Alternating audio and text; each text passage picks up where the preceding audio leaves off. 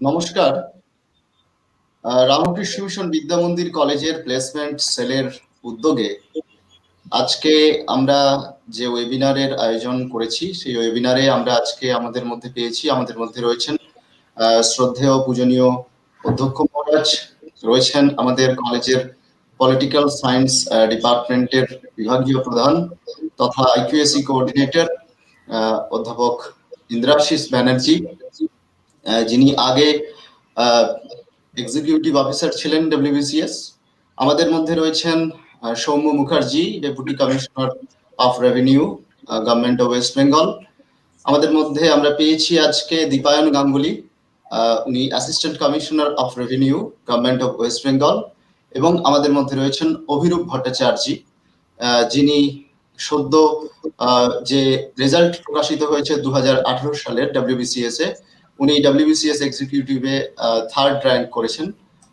আজকে আমরা অত্যন্ত আনন্দিত এই প্ল্যাটফর্মে আমরা এতজনকে পেয়েছি। আমি এখন পূজনীয় অধ্যক্ষ মহারাজকে অনুরোধ করছি তিনি আমাদের জন্য স্বাগত ভাষণ দেবেন। মহারাজ, প্লিজ আপনি যদি আমাদের এই অনুষ্ঠানের জন্য কিছু বলেন। ওম সহনা ভবতু সহনৌ ভুনক্তু সহ বীর্যং করবাবহৈ তেজস্বিনাবধীতমস্তু মা বিদ্বিষাবহৈ। ওম শান্তি শান্তি শান্তি। হরি ওম।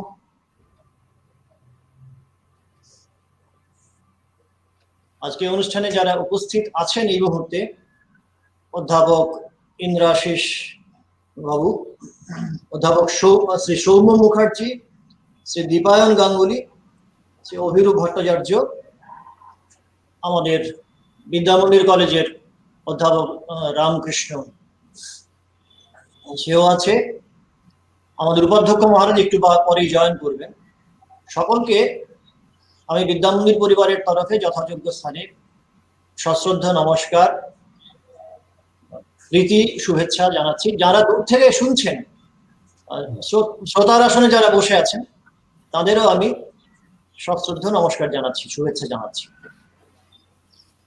দেরি হয়ে গেল আমার জন্য অনুষ্ঠান শুরু হতে, আসলে অন্য কারণে একটু ব্যস্ত হয়ে পড়তে হয়েছিল।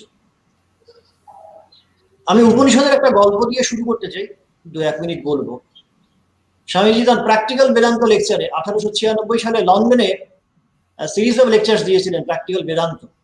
তো তার মধ্যে যে প্রথম বক্তৃতা, সেইখানটাতে এই গল্পটা উল্লেখ করছেন। বলছেন, শ্বেতকেতু তার পুত্র আরুণীকে নিয়ে গিয়েছিলেন রাজার কাছে, প্রবাহন জৈবিনী রাজার কাছে গেছেন। যাওয়ার পরে প্রথমে পুত্র আরুণী একা গিয়েছে। তো রাজা কুশল সংবাদ জিজ্ঞেস করার পর কিছু সূক্ষ্ম তত্ত্ব, আধ্যাত্মিক জীবনের কিছু নিগূঢ় তত্ত্ব নিয়ে প্রশ্ন করেছেন। এবং যে কোনো কারণেই হোক, আরুণী যদিও শাস্ত্রবিদ ছিলেন, এই প্রশ্নগুলোর উত্তর দিতে পারেননি। তারপরে রাজা বলছেন, প্রবাহন জৈবিনী বলছেন যে এটা তো খুব ভালো লক্ষণ নয়, তুমি শাস্ত্রের মর্ম কিছু জানতে পারো। তো ছেলে চলে এসেছেন বাবার কাছে, এসে বাবাকে প্রশ্ন আবার সেগুলো উত্থাপন করে বলছেন যে এরকমটা ঘটেছে এবং আমি ঠিকঠাক উত্তর দিতে পারিনি। বাবা বলছেন, আসলে আমিও এর উত্তর জানি। তখন বাবা যদিও শাস্ত্রজ্ঞ পুরুষ ছিলেন, শাস্ত্রবিদ ছিলেন, তবু রাজার করা প্রশ্নের উত্তর দিতে পারছেন। তো পিতা পুত্র, বাপ ছেলে দুজনে মিলে রাজার কাছে গেছেন, প্রবাহন জৈবিনীর কাছে। এবং যাওয়ার পরে রাজা আবার একই প্রশ্ন উত্থাপন করেছেন শ্বেতকেতু আরুণীর কাছে। এবং এখানে দেখা যাচ্ছে বাবা নিজেও ফিল করে যাচ্ছে। তখন রাজা প্রবাহন জৈবিনী বলছেন যে আসলে এই প্রশ্নগুলোর উত্তর প্র্যাকটিক্যাল বেদান্ত, বাস্তব জীবনের সঙ্গে যে উপনিষদের যোগ আছে, যে তত্ত্বের যোগ আছে, তার উত্তর আপনাদের কাছে জানা নেই। আপনারা শাস্ত্রবিদ হতে পারে, কিন্তু সেটাকে কি করে কর্মজীবনে পরিণত করতে হয় তার কৌশলটা আপনারা জানেন। তো এই প্রসঙ্গের অবতারণা করে স্বামীজি বলছেন যে আসলে রাজা এবং ঋষি যুগপৎ রাজর্ষি হওয়াটা হচ্ছে ভারতীয় জীবনের এই আমরা বলি চতুর্বর্গ পুরুষার্থ, ধর্ম, অর্থ, কাম, মোক্ষ। তো রাজর্ষি হওয়াটা একটা আইডিয়াল। আমি প্রচন্ড কর্মব্যস্ত, তার মধ্যে আমি নিজের ব্যক্তি জীবনে কি করে আধ্যাত্মিকতার প্রতিফলন ঘটাতে পারি, মনের প্রশান্তি ধরে রাখতে পারি কি করে, এই ট্রিকটা স্বামীজি বলছেন রাজর্ষি যিনি তিনি প্র্যাকটিস করে দেখাবেন। তো আজকে যারা শুনছেন এই ওয়েবিনার, তাদের রাজর্ষি হওয়ার একটা আবেদন আছে স্বামীজির দিক থেকে, আহ্বান আছে। তারা প্রশাসন যন্ত্র পরিচালনা করবেন দেশের এবং সমাজের, তার সঙ্গে সঙ্গে নিজের ব্যক্তি জীবনকেও মার্জন করার, সংযত করার, সংহত করার সুযোগ পাবেন, এবং সেটা আসলে প্রত্যেকের দাবি। তো সেই স্পিরিচুয়াল অ্যাসপেক্ট, কি করে ইনার লাইফকে কন্ট্রোল করা যায়, রেগুলেট করা যায়, সেগুলো নিয়ে আমরা নিশ্চয়ই পরবর্তীকালে আলোচনার সুযোগ পাব। কিন্তু আমাদের রামকৃষ্ণ পরিমণ্ডলে যারা পরবর্তী দিনগুলোতে সৌম্যবাবুর সঙ্গে আমাদের যে টাই আপ হতে যাচ্ছে, সেই সূত্রে এই WBCS কোচিং এ যারা যুক্ত হবেন, তাদের কাছে এই লক্ষ্যটি আমরা, স্বামীজির এই দাবিটি আমরা সামনে রাখতেই পারি, যে যুগপৎ রাজা এবং ঋষির আদর্শের প্রতিফলন। এটা WBCS বা IAS বা অন্যান্য প্রশাসনিক কাজে যারা সংযুক্ত থাকছেন, তারা নিজেদের জীবনে করে দেখাবেন, এই প্রত্যাশা। আমরা খুব আনন্দিত যে এই WBCS মেক ইজি গ্রুপের সঙ্গে বিদ্যা মন্দিরের একটা ফর্মাল আন্ডারস্ট্যান্ডিং হয়তো কিছুদিনের মধ্যেই হতে যাচ্ছে। তারপরে আমরা একসঙ্গে কাজ করারও সুযোগ পাবো। আমার দৃঢ় বিশ্বাস তারা নিজেদের কাজের ক্ষেত্রে অন্যান্য জায়গাতেও যেমন সফল হয়েছেন, বিদ্যা মন্দিরে তারা যখন প্রবেশ করবেন তখনও নিশ্চয়ই তারা সর্বোচ্চ পর্যায়ের সাফল্য অর্জন করবেন। বিদ্যা মন্দিরে যারা এই WBCS কোচিং নিতে আসবেন, তারাও খুব কৃতকৃতার্থ বোধ করবেন। আমি আজকের এই পুণ্য দিনে ঠাকুর মা স্বামীজির কাছে প্রার্থনা করছি এই শুভ আয়োজন যেন সামনের দিনগুলোতে, আজকের ওয়েবিনার তো বটেই, পরবর্তীকালেও যে ওয়েবিনার গুলো আয়োজিত হবে বা আমাদের জয়েন্ট ভেঞ্চার যেগুলো হবে, যে কোর্স হবে, সেগুলো যেন সর্বাঙ্গ সুন্দর হয়, সফল হয়। ওম শান্তি শান্তি শান্তি। হরি ওম তৎসৎ। শ্রী রামকৃষ্ণার্পণমস্তু। ঠাকুরমা স্বামীজির চরণে প্রণাম জানিয়ে এবং শ্রদ্ধেয় পূজনীয় মহারাজের চরণে আমাদের সবার পক্ষ থেকে প্রণাম জানিয়ে আমরা আজকে আমাদের মূল অনুষ্ঠানে প্রবেশ করব। আমাদের আজকের অনুষ্ঠানের শিরোনাম রাখা হয়েছে a career in the civil services aspiring for WBCS। 2021 সালের জন্য WBCS নোটিফিকেশন প্রকাশিত হয়েছে। কেন WBCS কোর্সকে আমরা WBCS কেন আমরা পড়বো, কেন WBCS অফিসার্স হয়ে নিজের ক্যারিয়ারটাকে আমরা বেছে নেব, সেই বিষয়ে আমাদের অনুপ্রেরণা দেওয়ার জন্য আমরা আজকে যাকে পেয়েছি, তিনি দীর্ঘদিন এই ফিল্ডে ছিলেন। তিনি WBCS এক্সিকিউটিভ অফিসার হিসাবে তার প্রথম জীবনের ক্যারিয়ার শুরু করেছিলেন এবং পরবর্তীকালে তিনি ডেপুটি কালেক্টর ছিলেন এবং এখন বর্তমানে তিনি আমাদের রামকৃষ্ণ মিশন বিদ্যা মন্দির কলেজের IQAC কোঅর্ডিনেটর এবং পলিটিক্যাল সায়েন্স ডিপার্টমেন্টের বিভাগীয় প্রধান। আমরা পেয়েছি প্রফেসর ডক্টর ইন্দ্রাশিস ব্যানার্জি। স্যারকে অনুরোধ করছি, স্যার আপনি যদি আপনার ভ্যালুয়েবল কথাবার্তা এবং আপনার যে আইডিয়া, দীর্ঘদিন যে আইডিয়া, এবং বর্তমানে ATI-তেও স্যার ক্লাস নেওয়ার সঙ্গে যুক্ত রয়েছেন। যারা WBCS অফিসার হয়ে যান তারপরে যে একটা ট্রেনিং চলে, সেই ট্রেনিং এর সঙ্গে তিনি যুক্ত রয়েছেন, তাই একটা সুদীর্ঘ অভিজ্ঞতা স্যারের রয়েছে। আমরা আজকে অত্যন্ত আনন্দিত স্যার আমাদের সঙ্গে রয়েছেন, তাই স্যার তার আইডিয়া আমাদের সঙ্গে শেয়ার করবেন। স্যারকে অনুরোধ করছি তার কিছু আইডিয়া শেয়ার করার জন্য।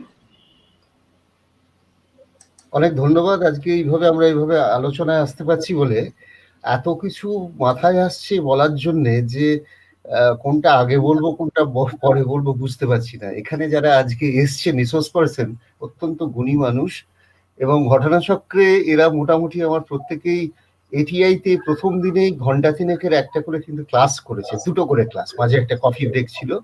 এবারে যদিও আমরা সেটা অন্যভাবে অর্গানাইজ করতে বাধ্য হয়েছি এই প্যান্ডেমিক সিচুয়েশনের মধ্যে, তাদেরকে স্বাগত জানাই। আর এই উদ্যোগটাকে এইভাবে এগিয়ে নিয়ে যাওয়ার জন্য অবশ্যই ধন্যবাদ জানাই মহারাজকে এবং রামকৃষ্ণকে।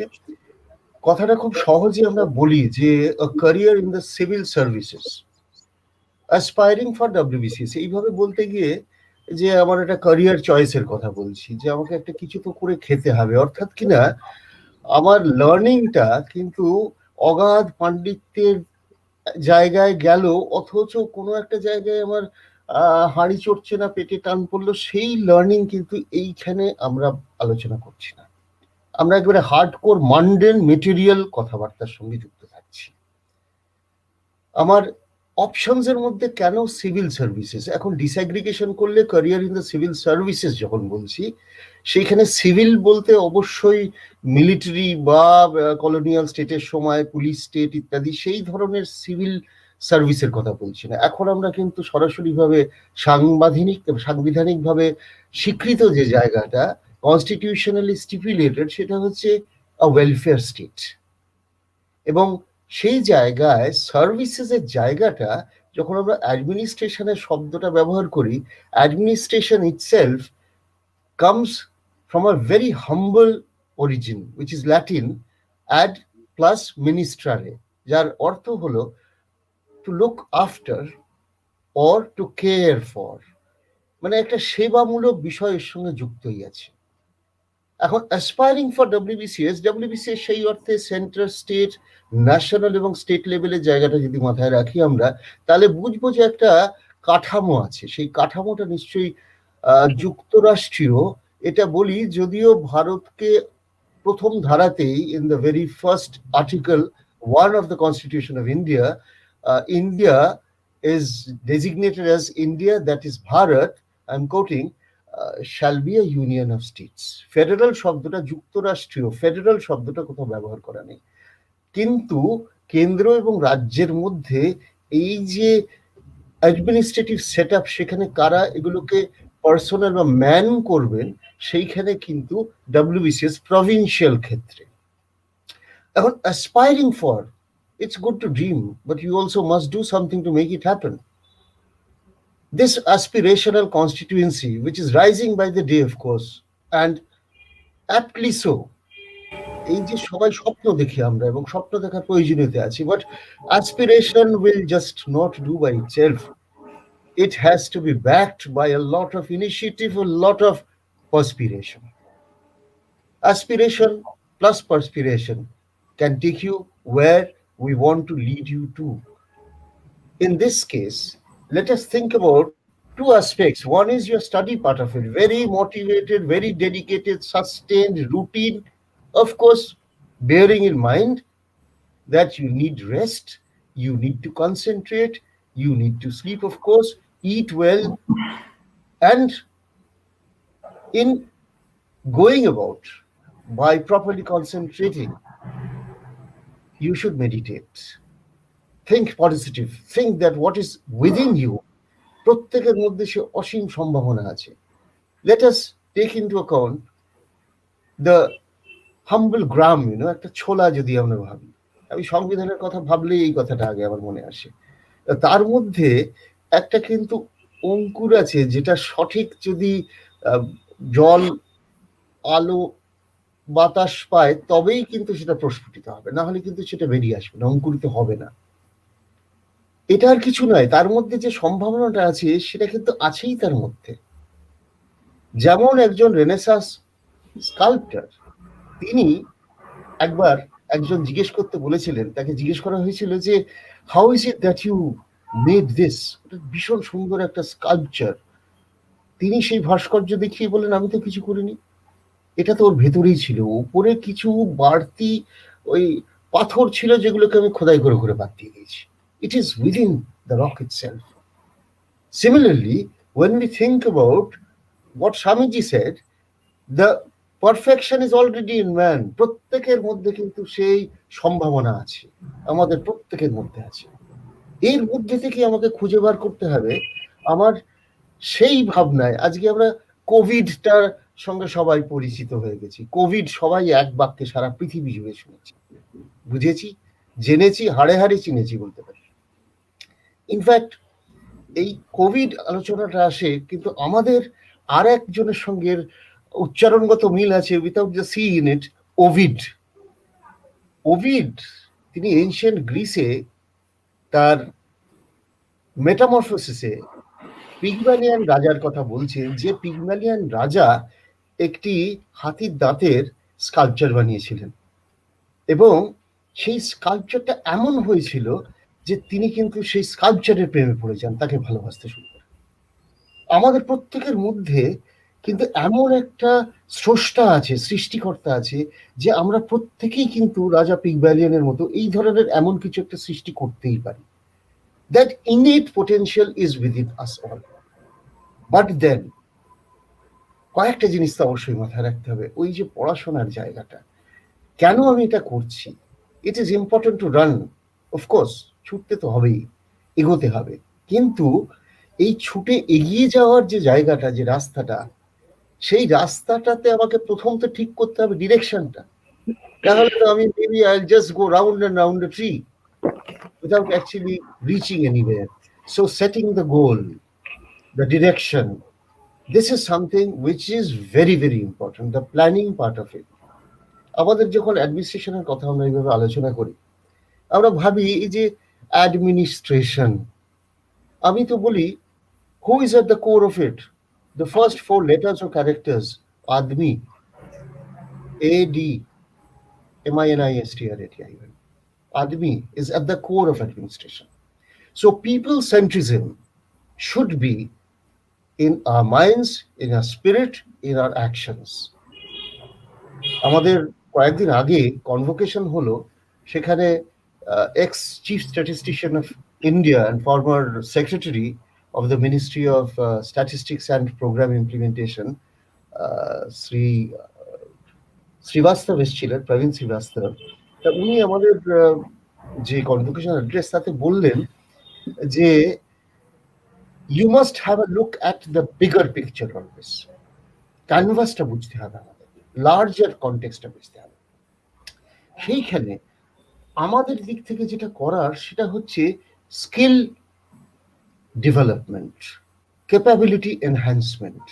আমাদের এই জায়গা থেকে নিজেদেরকে পোক্ত করে যদি তৈরি করতে পারি, তবেই কিন্তু উই ক্যান, উনি যে প্রশ্নটা করেছিলেন what next, all of you have before you a question, what next? সেই তো সবাই আমরা ভাবছি, অনিশ্চিত, যে আমি এবার একটা চাকরির দিকে যাব, কোন চাকরি, এটা পাবো না ওটা পাবো না।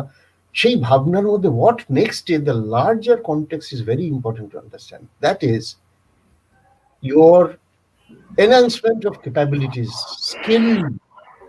এইটা যদি করা যায় তবে কিন্তু আমি এমপ্লয়মেন্ট পাবো, because I would become employable.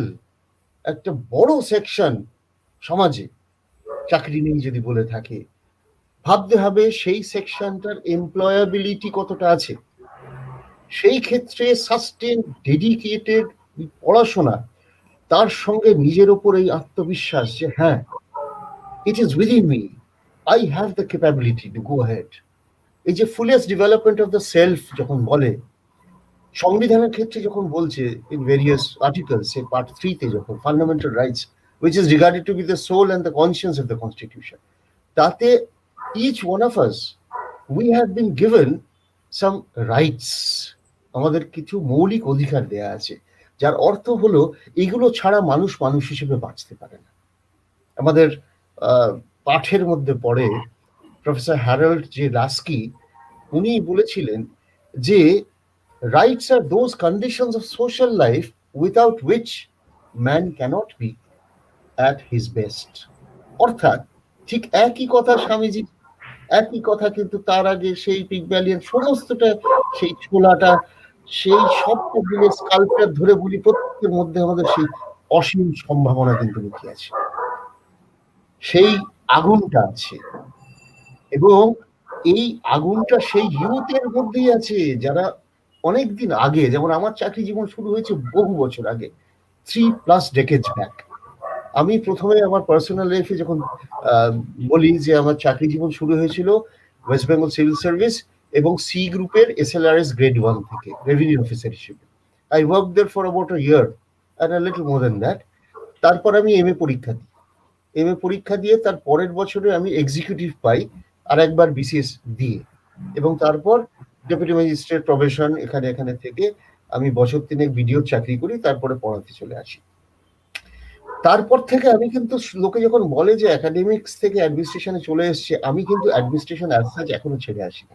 আমার পিএইচডি করেছি the role of the block development officer in evolutionary perspective in West Bengal 1952 Gandhi Jayanti থেকে আর 2008 সাল অব্দি, এই ফেজটার মধ্যে আমি আমার রুরাল গভর্নেন্সের সমস্ত কাজ, সমস্ত পাবলিকেশন যেখানে দেশে বিদেশে সমস্ত কাজ কিন্তু সাব ডিস্ট্রিক্ট লেভেল, যেখানে দি অ্যাসপায়ারেন্স উড গো। চাকরির প্রথমেই ইনিশিয়েশনটা কিন্তু ওই visible face of the state, সেই জায়গাটা যাওয়া মানে একেবারে কাটিং এজ অফ অ্যাডমিনিস্ট্রেশন। এটা কিন্তু অনেক ফার ফেচের দূরে নয়, এখানে যেখানে গণতন্ত্র মানুষের সঙ্গে মুখোমুখি, চোখাচোখি, ফেস টু ফেস, এই জায়গাটাতেই কিন্তু আমাদের চাকরি করতে যেতে হচ্ছে। আর চাকরির জায়গাটা যেহেতু চাকরি, it is something that is designated to mean the end should wipe every tear from every eye. নেহরুজি যখন বলেছিলেন গান্ধী সম্পর্কে সেই সেই জায়গায় পৌঁছতে গেলে আমাদের কিন্তু অবশ্যই বুঝতে হবে যে আমার এই জায়গাটাতে সেবামূলক একটা জায়গা থাকতে হবে। আমার যেমন ভ্যালু বেসড একটা এডুকেশনাল বিষয় নিয়ে আমরা চিরকাল থাকি। ইনফ্যাক্ট টিআইতে আমরা যখন কথাবার্তা বলি তখন আমি কনস্টিটিউশনাল অ্যাসপেক্টটা দিয়ে ইনিশিয়েট করি, কিন্তু আমার আগে মঠ থেকে কোনো মহারাজ কিন্তু এই ethics in administration, value based administration নিয়ে কিছুক্ষণ বলেন। এবং এটা খুবই গর্বের বিষয় যে একই প্রতিষ্ঠান থেকে প্রথম দিনটা আমরা দু জায়গার থেকে পাশাপাশি দুটো গেট আর কি, একই ছাতার তলায় আমরা গিয়ে ওখানে কিন্তু এভাবে কথা বলতে পারি। সুতরাং আমাদের আজকের যে আলোচনায় আমরা যে টেকনিক্যাল অ্যাসপেক্টস গুলো, সেগুলো তো অনেক ডিটেলসে আর অনেক দীর্ঘমেয়াদী। আমাদের নিজেদের মধ্যে এই যে ভরসাটা, এই যে বিশ্বাসটা, আস্থাটা, এইটা রেখে আমরা যদি এগিয়ে যেতে পারি, তখন কিন্তু আমরা প্রত্যেকেই সেই আসল জায়গায়, যেখানে আমরা কোনো না কোনো দিন ভাববো যে যাক কিছু একটা করে তো গেলাম, কিছু মানুষের অন্তত উপকারে তো এলাম, এই ভাবনাটা যদি আসে, then it would be very satisfying, along with proving yourself to be an administrator in the proper sense of the term, but a human being first and an administrator next. But along with that, of course, the human face of administration is something that is there always. There may be a few aberrations, but it is an aberration. Most of all, what is important is that administering, which would take us to where we begin and where we end. That is, there is where we can hear the pulse beating the loudest, because that is where you meet the citizenry. And for the citizenry, you are the state. So, first and foremost, what we have been saying is a country could be a very rich country, but it may be inhabited by very poor people. Why? Because the importance in all is on human resource development. So this resource is the primary consideration of all, and you, the youth, are the primary constituency, the aspirational constituency, who are our human resource. Thank you so much. এই আজকে সবাই যে সঙ্গে আছে, আগামী দিনে নিশ্চয়ই আমরা আরো এগোতে পারবো। এই বিষয়গুলো আমাদের প্রত্যেকের অত্যন্ত মনের কাছে। এই অ্যাসপেক্ট গুলো বলে এবার টেকনিক্যাল ডিটেলস গুলো আমি চেয়ারের কাছে ছেড়ে দিচ্ছি। আমাদের লার্নের যারা এসছেন এখানে রিসোর্স পারসন, তারা নিশ্চয়ই বলবেন। অনেক ধন্যবাদ। Thank you so much. Thank you sir, আমাদের সবার পক্ষ থেকে আপনাকে শ্রদ্ধা এবং নমস্কার জানাই। Thank you. এখন আমরা একদম টেকনিক্যাল সেশনে চলে যাব। এই সেশনটা মডারেট করবেন সৌম্য মুখার্জি। এবং এই টেকনিক্যাল সেশনে আমরা নিশ্চয়ই স্যার আমাদের সঙ্গে থাকবেন, সেই সঙ্গে থাকবেন অভিরূপ ভট্টাচার্য এবং দীপায়ন গাঙ্গুলি। তো আমি এখন সৌম্যবাবুকে অনুরোধ করব টেকনিক্যাল সেশনটি পরিচালনা করার ধন্যবাদ। জন্য। শুভ সন্ধ্যা সকলকে। প্রিন্সিপাল মহারাজ খুব সুন্দর শুরু করে দিয়েছেন, ব্যানার্জি সাহেব খুব সুন্দর বললেন, এবং আমি বেলুর প্লেসমেন্ট সেলকে ধন্যবাদ দেব, এত সুন্দর একটা প্রোগ্রাম আপনারা অ্যারেঞ্জ করেছেন। WBCS এর ফর্ম 2021 এর যে নোটিফিকেশন সবে মাত্র বেরিয়েছে, তো যারা অ্যাসপিরেন্ট তাদের মধ্যে অনেক ধরনের চিন্তা ভাবনা, কিভাবে পড়বে না পড়বে, কারা এলিজিবল, এগুলো নিয়ে অনেক ধরনের জিজ্ঞাসা রয়েছে। তো এগুলো আমরা চাইবো যতটা পারি অ্যাড্রেস করার জন্য, আজকে যে কারণে এখানে আসা আর কি। তো আমি প্রথমে জিনিসটা এইভাবে কন্ডাক্ট করব যে প্রথমে আমি WBCS পরীক্ষার স্ট্রাকচারটা সম্বন্ধে একটু বলবো, পুরো পরীক্ষাটা কিভাবে হয়, কারা কারা এলিজিবল, এই ইত্যাদি নিয়ে একটু আলোচনা করব।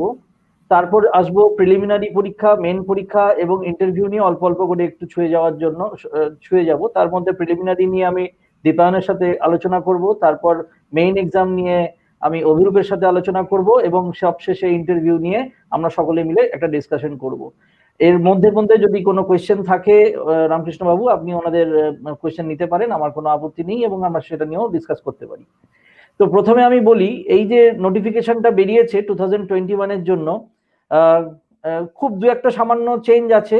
আদারওয়াইজ অন্যান্য বছরের যে পরীক্ষা যা রুটিন থাকে বা যেরকম ধরনের নোটিফিকেশন থাকে তাই আছে। তার মধ্যে একটা গুরুত্বপূর্ণ বিষয় হলো যে অনলি গ্র্যাজুয়েট ছেলেমেয়েরা পরীক্ষা দিতে পারবে। এটা কিন্তু আগে প্রভিশনালি যারা মানে লাস্ট ইয়ারে পরীক্ষা, ধরুন গ্র্যাজুয়েশনের লাস্ট ইয়ারে থাকতো, তারা পরীক্ষা দিতে পারতো। গত কয়েক বছর ধরে সেটা হয় না। একমাত্র যারা গ্র্যাজুয়েশন ডিগ্রি কমপ্লিট করেছেন, মার্কশিটটা পেয়েছেন, তারাই কিন্তু পরীক্ষা দিতে পারবেন। অর্থাৎ ফর্ম ফিল আপের যে লাস্ট ডেট, সেই লাস্ট ডেটের আগে তার হাতে পরীক্ষা পাশের সার্টিফিকেটটা অথবা মার্কশিটটা থাকতে হবে, 1 নম্বর। 2 নম্বর হচ্ছে বয়সের দিক থেকে কিন্তু মাথায় রাখতে হবে, বয়সটাও খুব বছর 2 আগে একটু চেঞ্জ হয়েছে। সেই মতন এখন গভর্নমেন্টের যা নর্ম, তাতে ACD অর্থাৎ পুলিশ সার্ভিস বাদে যেগুলো আছে সেগুলো 21 বছর থেকে শুরু করা যায়। মিনিমাম বয়স হচ্ছে 21 বছর, এবং পুলিশ সার্ভিসের ক্ষেত্রে সেটা 20 ইয়ার্স। এবং ম্যাক্সিমাম এজ লিমিট যদি বলি, এবার জেনারেলের ক্ষেত্রে, জেনারেল ক্যান্ডিডেট যারা আছেন তাদের ক্ষেত্রে ম্যাক্সিমাম এজ লিমিট ABC এই 3টে গ্রুপের ক্ষেত্রে 36 বছর, এবং গ্রুপ ডি, WBCS এর গ্রুপ ডি এর ক্ষেত্রে 39 বছর।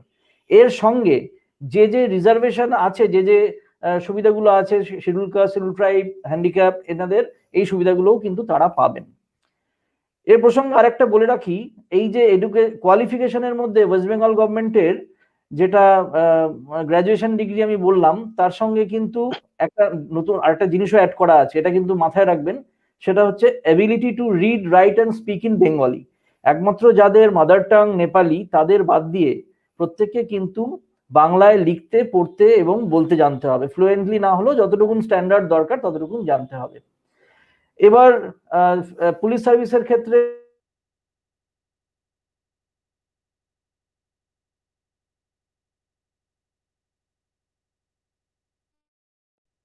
গোর্খা, আসগারওয়ালি, আসামিজের ক্ষেত্রে কিছু ক্ষেত্রে রিল্যাক্সেশন রয়েছে। এবার চলে আসছি, এই যারা এলিজিবল হলেন তারা পরীক্ষা দেবেন। এবার পরীক্ষার কিছু স্ট্রাকচার, প্রপার স্ট্রাকচার রয়েছে। প্রথমে কি পরীক্ষা হবে, তারপরে কি এখানে পরিষ্কার করে এনারা বলে দিয়েছেন। প্রথমে হচ্ছে প্রিলিমিনারি পরীক্ষা। এই প্রিলিমিনারি পরীক্ষাতে কি হবে, এটা রিটেন পরীক্ষা। এটা একটা স্ক্রিনিং টেস্ট বেসিক্যালি। 1998 সাল অব্দি প্রিলিমিনারি পরীক্ষা ছিল না, তারপরে ক্যান্ডিডেট বেড়ে যাওয়ায় স্বাভাবিকভাবে একটা স্ক্রিনিং এর দরকার হয়ে পড়েছে, এবং প্রিলিমিনারি পরীক্ষা এসে গেছে।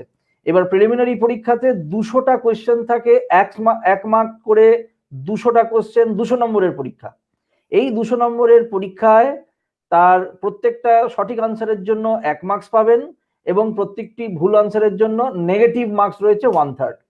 এই দুটো মিলিয়ে যে যতগুলো ঠিক এবং যতগুলো ভুল, তার যে পজিটিভ নেগেটিভ যোগ করে যে ফাইনাল স্কোর, তার উপর ডিপেন্ড করবে সে মেন পরীক্ষায় চান্স পাবে কিনা।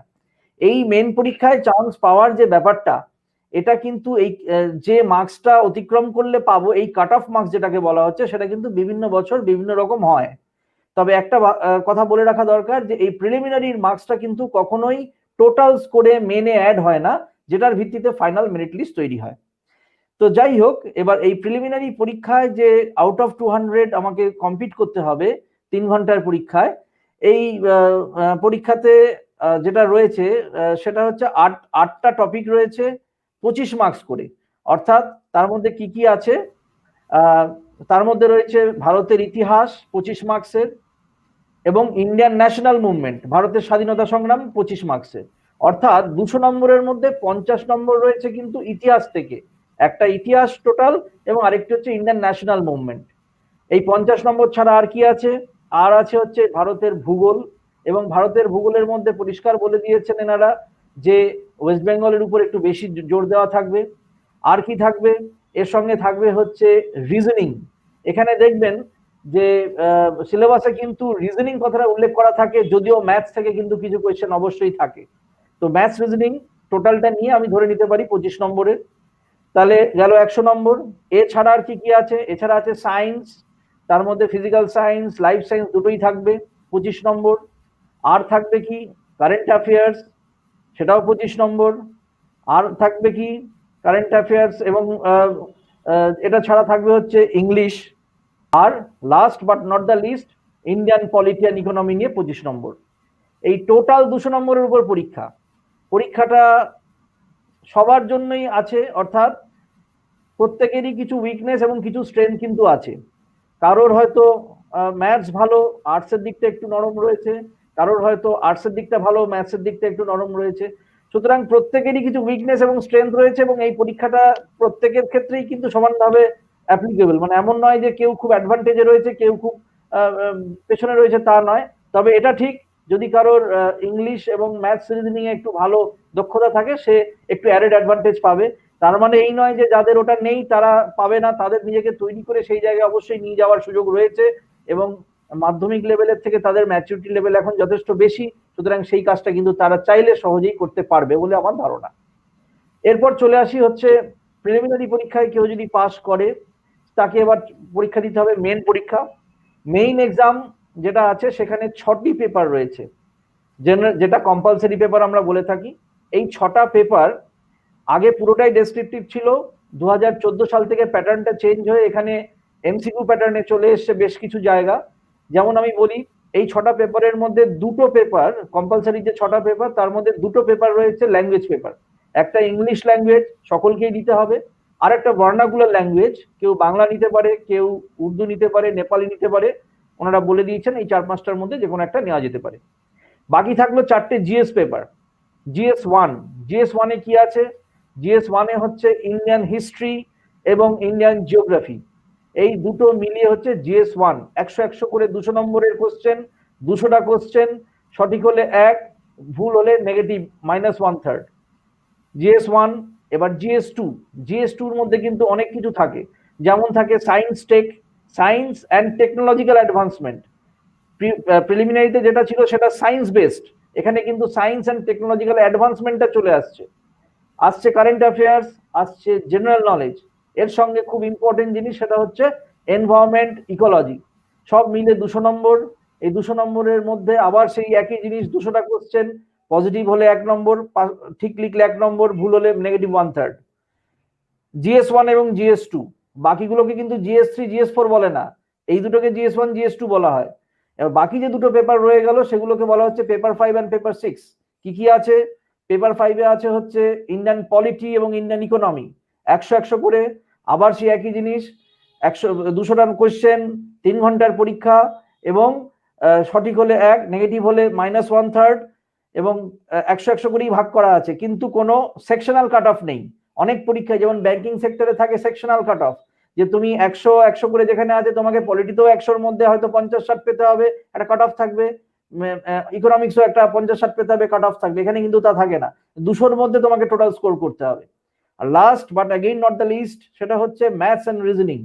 ম্যাথস মানে অ্যারিথমেটিক্স পোর্শনটা বেশি যেটা থাকে, সেটা হচ্ছে আমরা যেটা 9-10 জায়গায় পড়ে এসেছি, ওই সুদ কষা, লাভ ক্ষতি, হ্যাঁ, এই জিনিসগুলো রয়েছে, যেটা হচ্ছে 100 মার্কসের। অ্যানাদার 100 মার্কস হচ্ছে রিজনিং, যেটা আলাদাভাবে নিজেকে প্রিপেয়ার করতে হবে।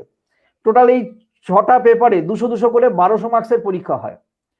যারা গ্রুপ এ এবং বি এর জন্য কম্পিট করছেন তাদের একটা অপশনাল সাবজেক্টের 2টো পেপার নিতে হবে, একটা অপশনাল সাবজেক্টের 2টো পেপার। এই অপশনাল সাবজেক্টের পেপারগুলো কিন্তু ডেসক্রিপটিভ টাইপের হয়।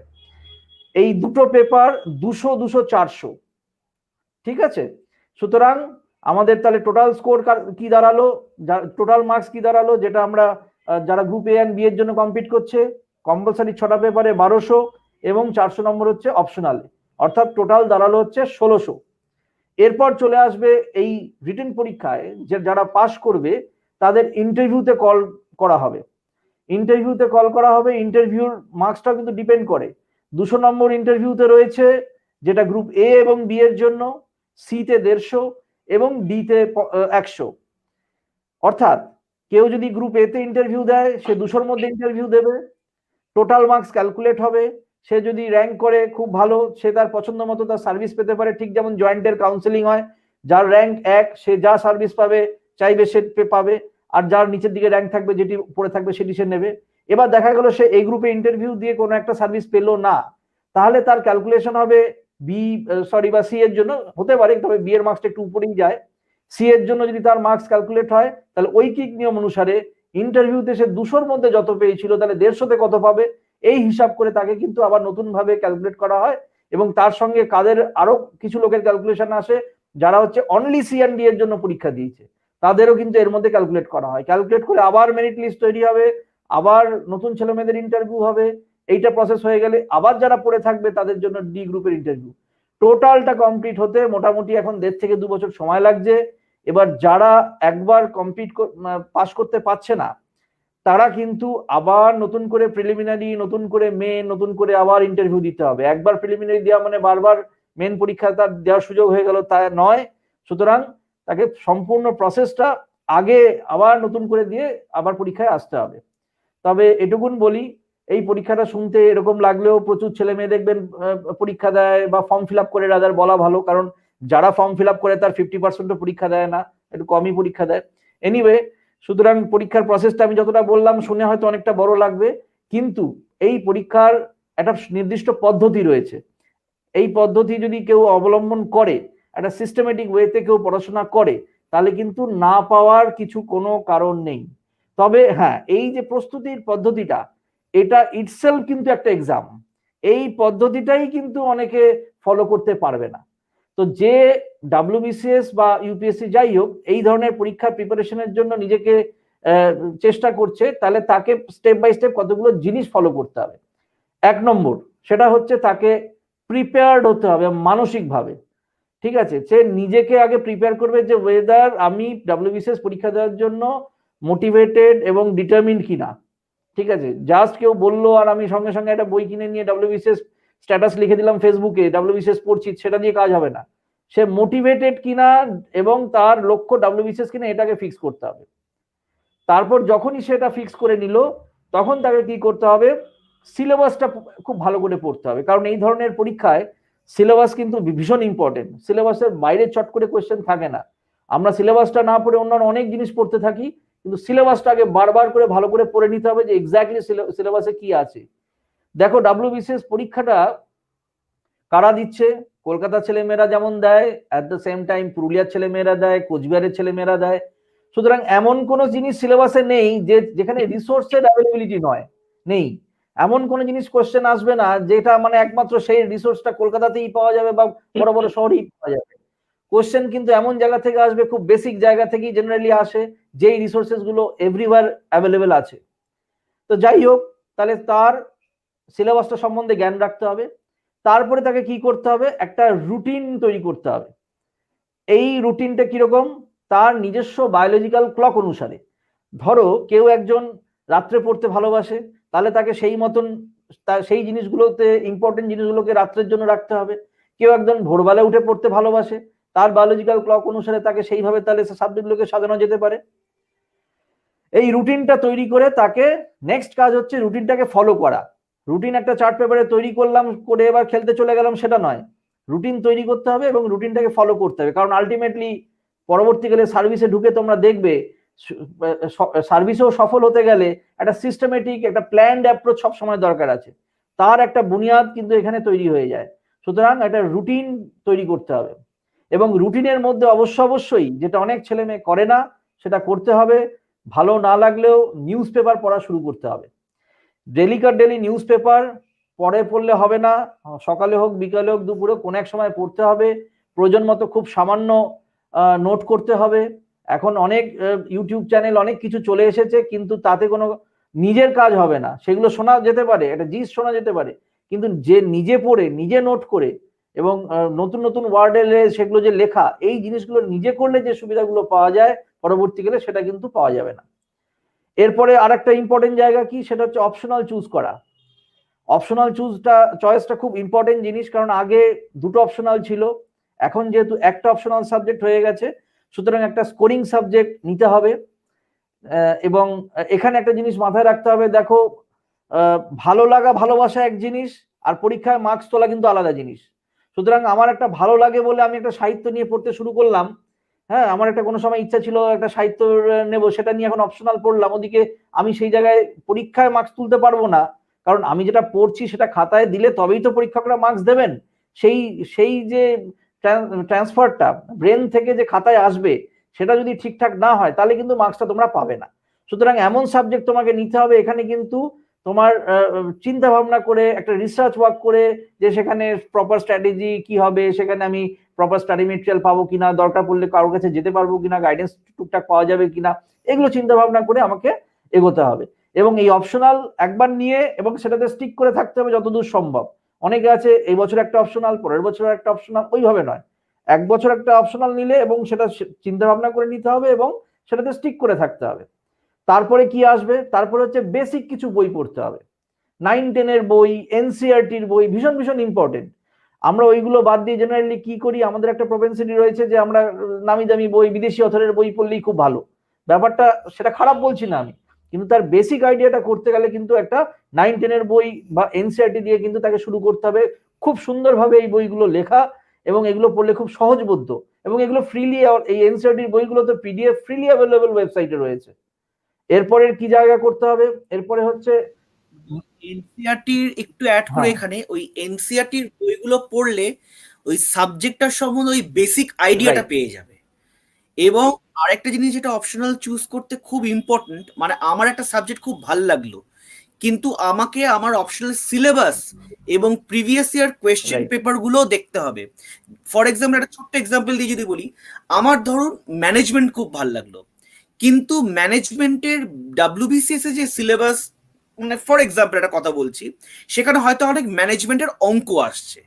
So I love the theory portions of the management, but I am not so conversant with the sum or the mathematical part of the management. সেখানে কিন্তু আমাকে তাহলে আবার রিথিঙ্ক করতে হবে যে আমি তাহলে কিন্তু সেই পার্টগুলোকে পারবো না। ওই জন্যে প্রথমেই আমাকে একটা ভালো সাবজেক্ট কে বাছতে হবে। কি বেসিসে বাঁচবো না, আমি তার প্রিভিয়াস ইয়ার কোয়েশ্চেন পেপারগুলো ভালো করে দেখবো এবং সিলেবাসটা খুব ভালো করে। এইটা স্যার খুব দামি কথা বলেছে, আমরা কিন্তু ইমোশনালি চুজ করি, আমরা সিলেবাসটা দেখি না, বা আমাদের কি কি টপিকের ওপর উত্তর দিতে হবে এক্সামিনেশনে, এইটা কিন্তু আমরা দেখি না। এখানে কিন্তু আমরা একটা ভুল করি, এবং শুধু লেখার পর আমরা ওই সাবজেক্টটা বা ওই পার্টটা মানে করায়ত্ত করে গিভেন টাইম লিমিটে লিখে আসতে পারবো কিনা, কারণ মার্কস ভালো নেওয়ার জন্য কিন্তু একটা টাইম ফ্রেম এবং টাইম ম্যানেজমেন্টে রিপ্রেজেন্ট করে আসাটা কিন্তু খুব ইম্পর্টেন্ট। এবার আরেকটা পয়েন্ট, নেক্সট পয়েন্ট হচ্ছে নোট মেকিং। ঠিক আছে, এবার নোট মেকিং এর জায়গাটা একটু বলি। আমরা একাডেমিক্যালি যে নোটগুলো আমরা করে এসেছি একদিন ধরে, যখন একটা ছেলে বা মেয়ে প্রস্তুতি শুরু করছে, তখন সে তার একাডেমিক যে অ্যাটমসফিয়ার, ইকোসিস্টেম, সেখান থেকে শিফট করছে কম্পিটিটিভ ইকোসিস্টেমে। সুতরাং এখানে কিন্তু একটা বড় শিফট রয়েছে। এটা মাথায় রেখে একাডেমিক্স আমরা কি করি, একটা জিনিস খুব ভালো করে লেখার চেষ্টা করি। ধরো একটা কোয়েশ্চেন, সেটা 5টা বই থেকে নিয়ে গুছিয়ে গাছিয়ে লিখলাম, কিন্তু কম্পিটিটিভ এক্সামের প্রিপারেশনে কিন্তু একটা জিনিস খুব জরুরি, 5টা বই একবার করে পড়া নয়, একটা বই 5বার পড়া, একটা জিনিসই বারবার পড়া। সুতরাং এই জায়গাটা মাথায় রেখে নোট মেকিংটা কিন্তু খুব ইম্পর্টেন্ট। নোট মেকিং মানে এমন নয় যে খুব সুন্দর আমি নোট তৈরি করতে শুরু করে দিলাম, দেখা যাবে যে যখন তুমি নোটটা পরীক্ষা যখন দূরে তুমি নোট তৈরি করতে খুব ভালো করে শুরু করলে, 2-4 মাস গেল, 2-4টা চ্যাপ্টার হলো, তারপর যখন পরীক্ষা এসে গেল তখন আর মাথার ঠিক নেই, তখন বলে একটা নোট হলে ভালো হয়। ব্যাপারটা সেরকম নয়, ব্যাপারটা হচ্ছে একটু শর্টে জট ডাউন করে নোটগুলো করা, যাতে খুব শর্টে রিভিশন দিয়ে আমি প্রিপেয়ার হতে পারি। এর সঙ্গে কি রয়েছে? এর সঙ্গে রয়েছে answer writing practice. Writing practice ছাড়া এই পরীক্ষায় স্টেজে মেরে দেওয়ার কোনো চান্স নেই। নিজেকে খাটতে হবে, এক একটা কোয়েশ্চেনের আনসার লিখতে হবে, কেউ যদি দেখার থাকে ভালো, না দেখার থাকলে নিজেকেই বইয়ের সাথে মিলিয়ে দেখতে হবে। কারণ এই পরীক্ষায় যখন লোকে প্রিপারেশন নেয় এবং আলটিমেটলি পরীক্ষা দিতে যায়, সেখানে দেখবে একটা অদ্ভুত পরিস্থিতি। আমরা ভাবি যে ওখানে কিছুই পারবো কি পারবো না, ওখানে গিয়ে দেখবে সিচুয়েশনটা আলাদা। ওখানে গিয়ে দেখবে তুমি জানো অনেক, কিন্তু লিখতে হচ্ছে কম, ব্রিফলি। একটা বড় কোশ্চেনকে 10 নম্বরের মধ্যে লিখতে হবে, 8 নম্বরের মধ্যে লিখতে হবে, সেই জায়গাটা খুব টাফ হয়ে যায়। সুতরাং লেখা প্র্যাকটিস না থাকলে ওটা কিন্তু সম্ভব হবে না। এরপর কি আছে? Previous year question paper solve করা ভীষণ ইম্পর্টেন্ট। যখনই সময় পাবে প্রিভিয়াস ইয়ারের কোয়েশ্চেন গুলো, তাহলে একটা প্যাটার্ন তৈরি মাথার মধ্যে থাকবে যে এই ধরনের কোয়েশ্চেন আসে, এবং যখন তারা পড়বে কোন একটা টেক্সট বই, ওই প্যাটার্ন গুলো যেহেতু মাথায় চলে আসবে, সুতরাং তুমি খুব অবজেক্টিভলি ওই কোয়েশ্চেন গুলো তুমি পড়তে শুরু করে দেবে। সঙ্গে কি থাকবে? মক টেস্ট দরকার আমার, প্রচুর পরিমাণে মক টেস্ট দেওয়া। তবে আবার অনেকে যেটা করে, মক টেস্টকে টেক্সট হিসেবে পড়ে, যে প্রথমে আনসার গুলো দেখে টিক করে নিল কোয়েশ্চেন গুলো, দিয়ে মুখস্থ করলো 14,000, 40,000, 50,000 কোয়েশ্চেন পড়ে WBCS পরীক্ষা দিতে গেছে। যদিও কোয়েশ্চেন MCQ প্যাটার্নে আসে, মক টেস্ট খালি পড়ে WBCS পাস করা যাবে না, টেক্সট তাকে পড়তেই হবে। তারপরের প্রশ্ন, তারপরের জিনিস কি লাগবে? সেটা হচ্ছে রিলায়েবিলিটি অন গভর্নমেন্ট ডেটা। সব সময় গভর্নমেন্টের ডেটা, গভর্নমেন্ট পাবলিশ যে ডেটাগুলো আছে সেটাকে রিলাই করতে হবে। বিভিন্ন জায়গায়, বিভিন্ন খবর চ্যানেল, বিভিন্ন জায়গায় অনেক রকম ডেটা নিয়ে আলোচনা হচ্ছে, কিন্তু অথেন্টিক ডেটা কোনটা? Government of India. যেমন ধরো ইকোনমিক সার্ভে যেটা আছে, ভীষণ ভীষণ ইম্পর্টেন্ট। বাজেট এবং গভর্নমেন্ট অফ ইন্ডিয়ার এখন data.gov.in বলে আলাদা ওয়েবসাইটই ওরা করে দিয়েছে, সব ডেটা ওখান থেকে নেওয়া যায় এবং সেই ডেটাগুলোকে কাজেও লাগানো যায়। আর সবার শেষে হচ্ছে রিভিশন। বহু বহু রিভিশন দিতে হবে একটা জিনিস পড়ে। কারণ পরীক্ষাটা যদি একজন 1 বছরের প্রিপারেশন করে, শুরুর দিকে সে হিস্ট্রি পড়লো, 1 বছর পরে পরীক্ষা, সে যদি রিভিশন না করে, তাহলে তো সে ভুলে যাবে। সুতরাং বারবার বারবার রিভিশন করতে হবে। এবং তার একটা সাইকোলজিক্যাল অ্যাসপেক্ট রয়েছে, যে একটা জিনিস শর্ট টার্ম মেমোরি থেকে লং টার্ম মেমোরিতে আমাকে ট্রান্সফার করতে গেলে কতক্ষণ সময় লাগে। তাহলে তাকে একটা প্রথম 1-2 দিনের মাথায় একটা রিভিশন দিতে হবে, সপ্তাহখানেকের মাথায় সেকেন্ড রিভিশন দিতে হবে, এবং তারপরে আবার মাসখানেকের মধ্যে একটা থার্ড রিভিশন দিতে হবে। সময় পেলে জট ডাউন করা পয়েন্টগুলো পড়তে হবে। আর সবার শেষে একটা কথা বলি, সেটা হচ্ছে ইন্টারভিউ। ইন্টারভিউটা হচ্ছে আলটিমেট একটা জায়গা যেখানে আমাকে আমার পার্সোনালিটি টেস্ট হবে। সুতরাং সেই জন্য নিজেকে শুরু থেকেই কিছু কিছু ডেভেলপ করতে হবে। কিছু ওপিনিয়ন ফরমেশনের দরকার রয়েছে, বিভিন্ন ভালো ভালো নিউজ পেপার পড়া। নিউজ পেপার পড়ার পরিমাণটা প্রথম দিকে একটা থাকলেও পরবর্তীকালে কিন্তু ওটা বাড়াতে হবে।